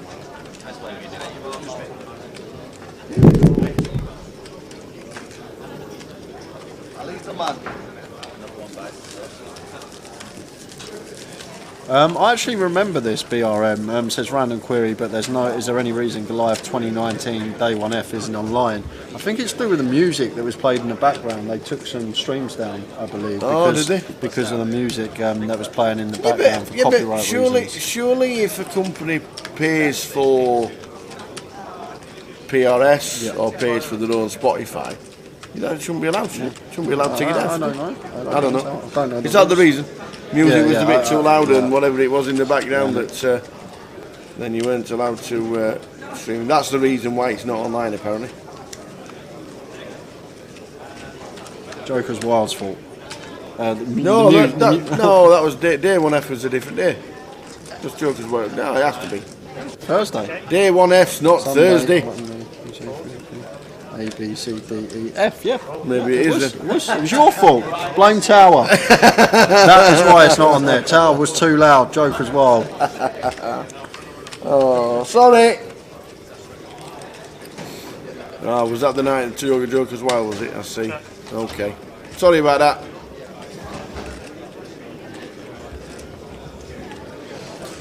Michael. Might be the same again. Come Goliath.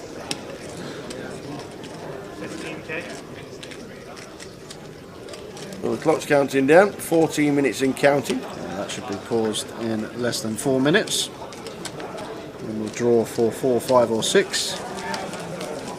And we haven't had 4, I don't think, once this year yet, so... I'm going 6 then. It's due. I'm going 6 then.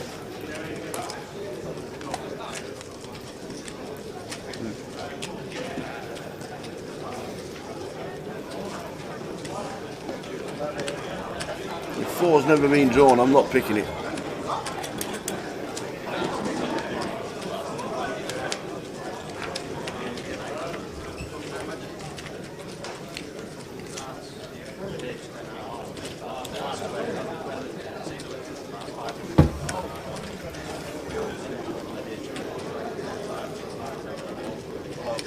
Michael under the gun off at 23 bigs, just sub. Raises to 20.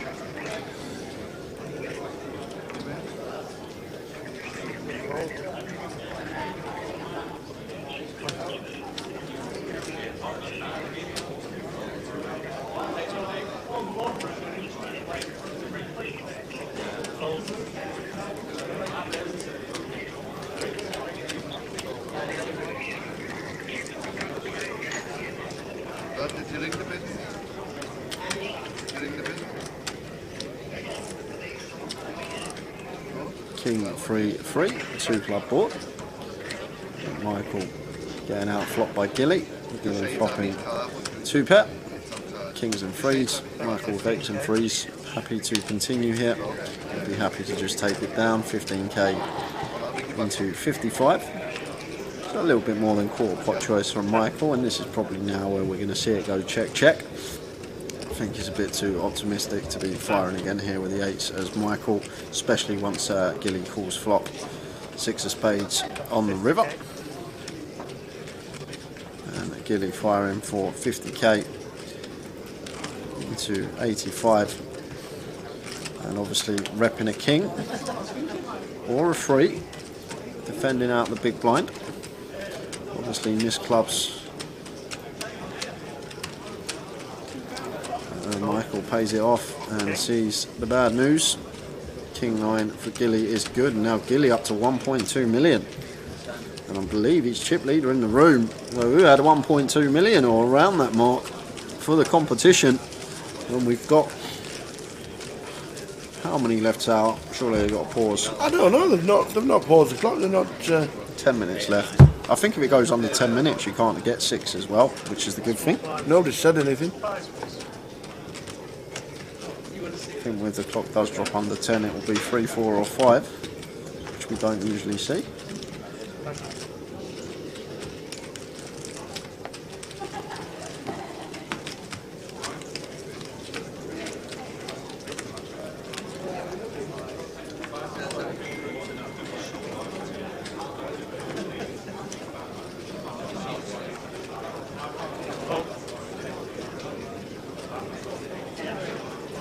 Oh, the clock in the background has been paused.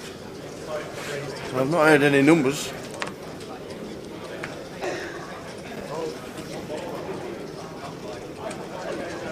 Sean's there with the cards, he hasn't got anyone to pick yet, so it's been paused, so I'm guessing after this hand we're going to draw. We're just doing the draw now.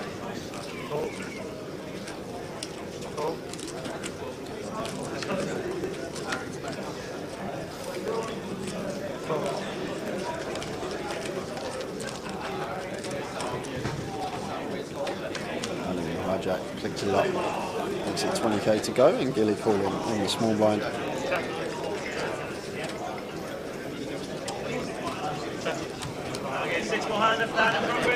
Has come down, checks through, 3 of spades on the turn. Not much going on here for Gilly, and Ali Malou turning the flush. Now I'm going to start firing, but Gilly just has to get out of the way.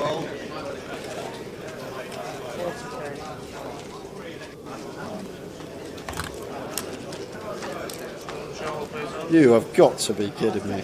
What's that? 6 more hands. 6 more hands. Oh, I'm starting to think there's a conspiracy with the floor staff for us in here, like, let's let them have 6. Absolutely. Make their day a little longer. Yeah, 6. It's never been 4. Oh. 6 hands, Mick the Mod. Thank you very much.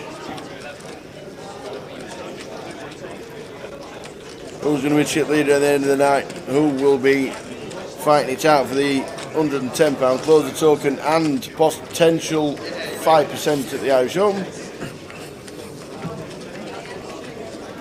So 6 more hands to go, and then that will finish us for the day. Make sure you stay tuned though, because we will have the chip counts, everyone left in, we'll have the giveaway winner, and then I'm going to give you a couple of tips for the sports book tomorrow of who I fancy, where the value might be. Oh yeah, I might listen.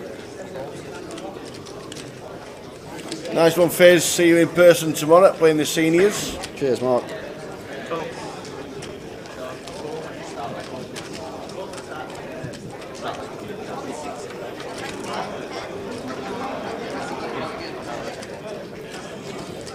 King 10, 2 diamond board here, and Gilly actually flopping best with the 10-8 clubs. Ben here with the pocket 7s, not the best flop for us, decides to check.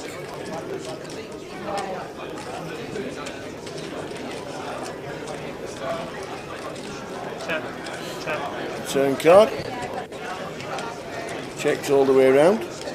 10 of spades, king of hearts on the river.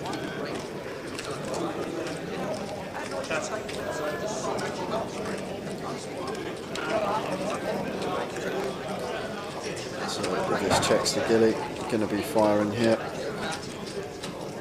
Can make the assumption that a king is going to lead. It looks like Ben is going to bluff it here, but not going to work with his counterfeited 7s. 7s, no good for the 10s.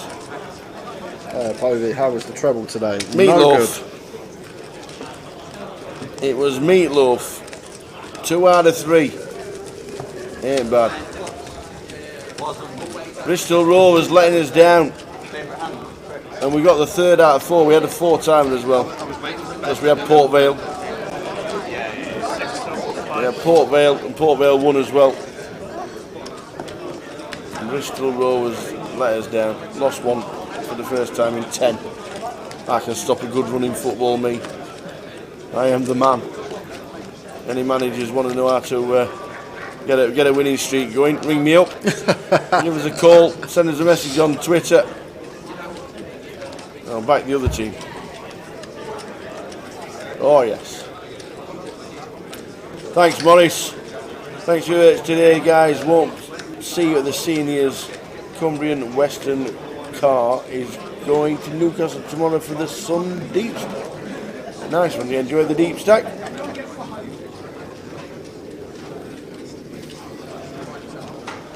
Just raise and take there for Ben. Ali not defending the 8-4. It's going to take us into the final 4 hands to go for today. All the best, Morris. You can always re-watch it if you want to. If Mr. Malou gets to the final and you fancy watching it. You can watch it on YouTube and Twitch. GUKPT YouTube, GUKPT Twitch. Watch it to your leisure. I think it's on Twitch for a couple of weeks and then it's on YouTube forever. Yeah, and we've just lost another one. Oh no, lost one in the last few hands, have we? Who's that? John Mooney. Well done, John. Another good cash. He's had a good week cashing the EPT as well. Yeah, 18 left. 18 left. We're down to 18. £3,950 for John.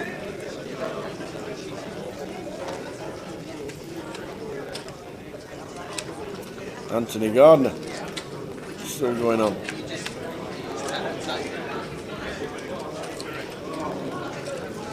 Frank Oberdon still in. James Ran. We'll get them all the 18. We've got Francis, we've got Ali Malou, and we've got Gilly still left in the field. There could be some fireworks tomorrow. There could be some... the redraw will be interesting tomorrow morning. Cheers, Morris. Thanks for your work today, guys. Sorry I won't see you for the seniors. Cumbrian West Coast guys going to Newcastle tomorrow. Awesome. Good to know that you're watching it on your phone. Any device will do. Ask them to stick it on in the room. Excuse me, can you put the GUKPT Manchester on, please? So 3 more hands. Button's going to finish on Nicholas. This is the first of the last 3.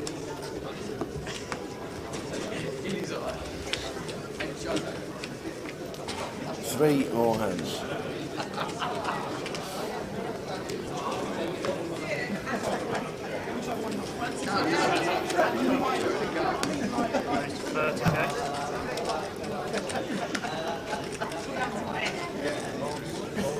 Just to let you know, if them workmen are out outside the hotel and they start at 7:30 in the morning because we'll put the clocks forward, I'm not coming in until 1 o'clock. Okay. All right. Okay.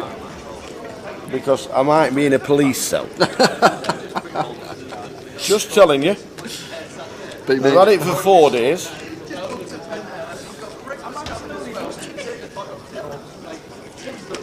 Cheers, Wages State. Thanks for tuning in. A few of you leaving just before the end. We've only got about 5-10 minutes left, guys, if you want to stay to see the chip counts, who wins the giveaway, and just the round-up for the day. We are going to do that. 3 more hands, including this one. 25k. Top pair here for Ben. Just happy to check call here versus Gilly.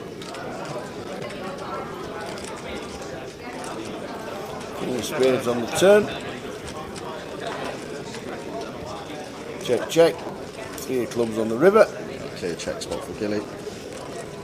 Probably some of the time might be really small potentially, but I think just happy to check here, especially versus Gilly, who more than capable of firing. It is going to be very small. Shows the Jack 10, which is the winner. Last 2. And then we'll have a chip count. And then we'll have a drum roll. And then you'll get scrolling.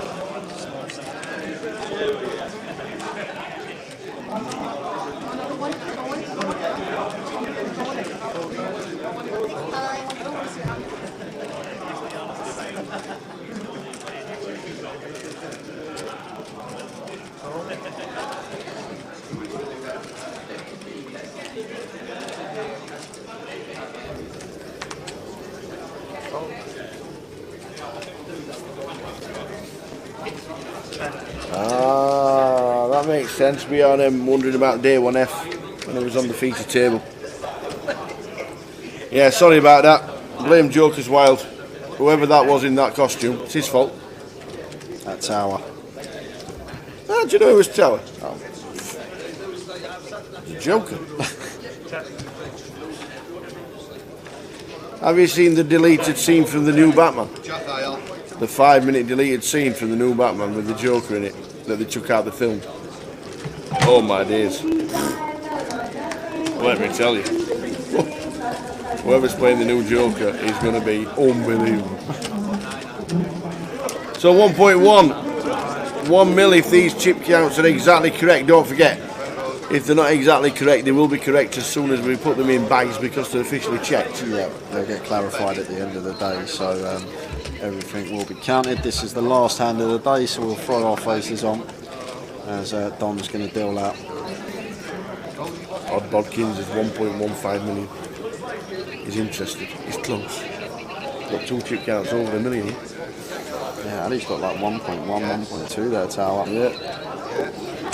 Is he playing ace deuce? No!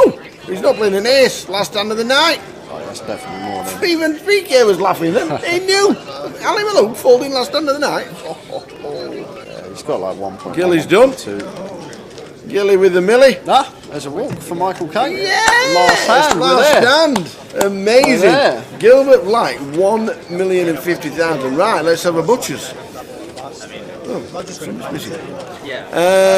Big C, 116. That's not it. Michael Caine, 124. My pick, Ben Jones, 665. Well done, Ben. Trevor Eden, 868.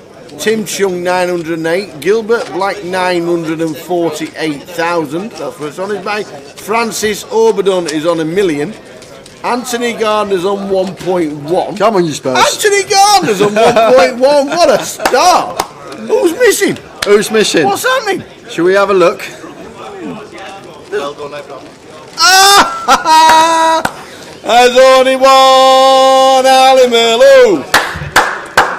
One Ali Malou. Ali Malou is chip leader for the day, 1.2 million chips, and we have a tie, Tower. What? 2 people.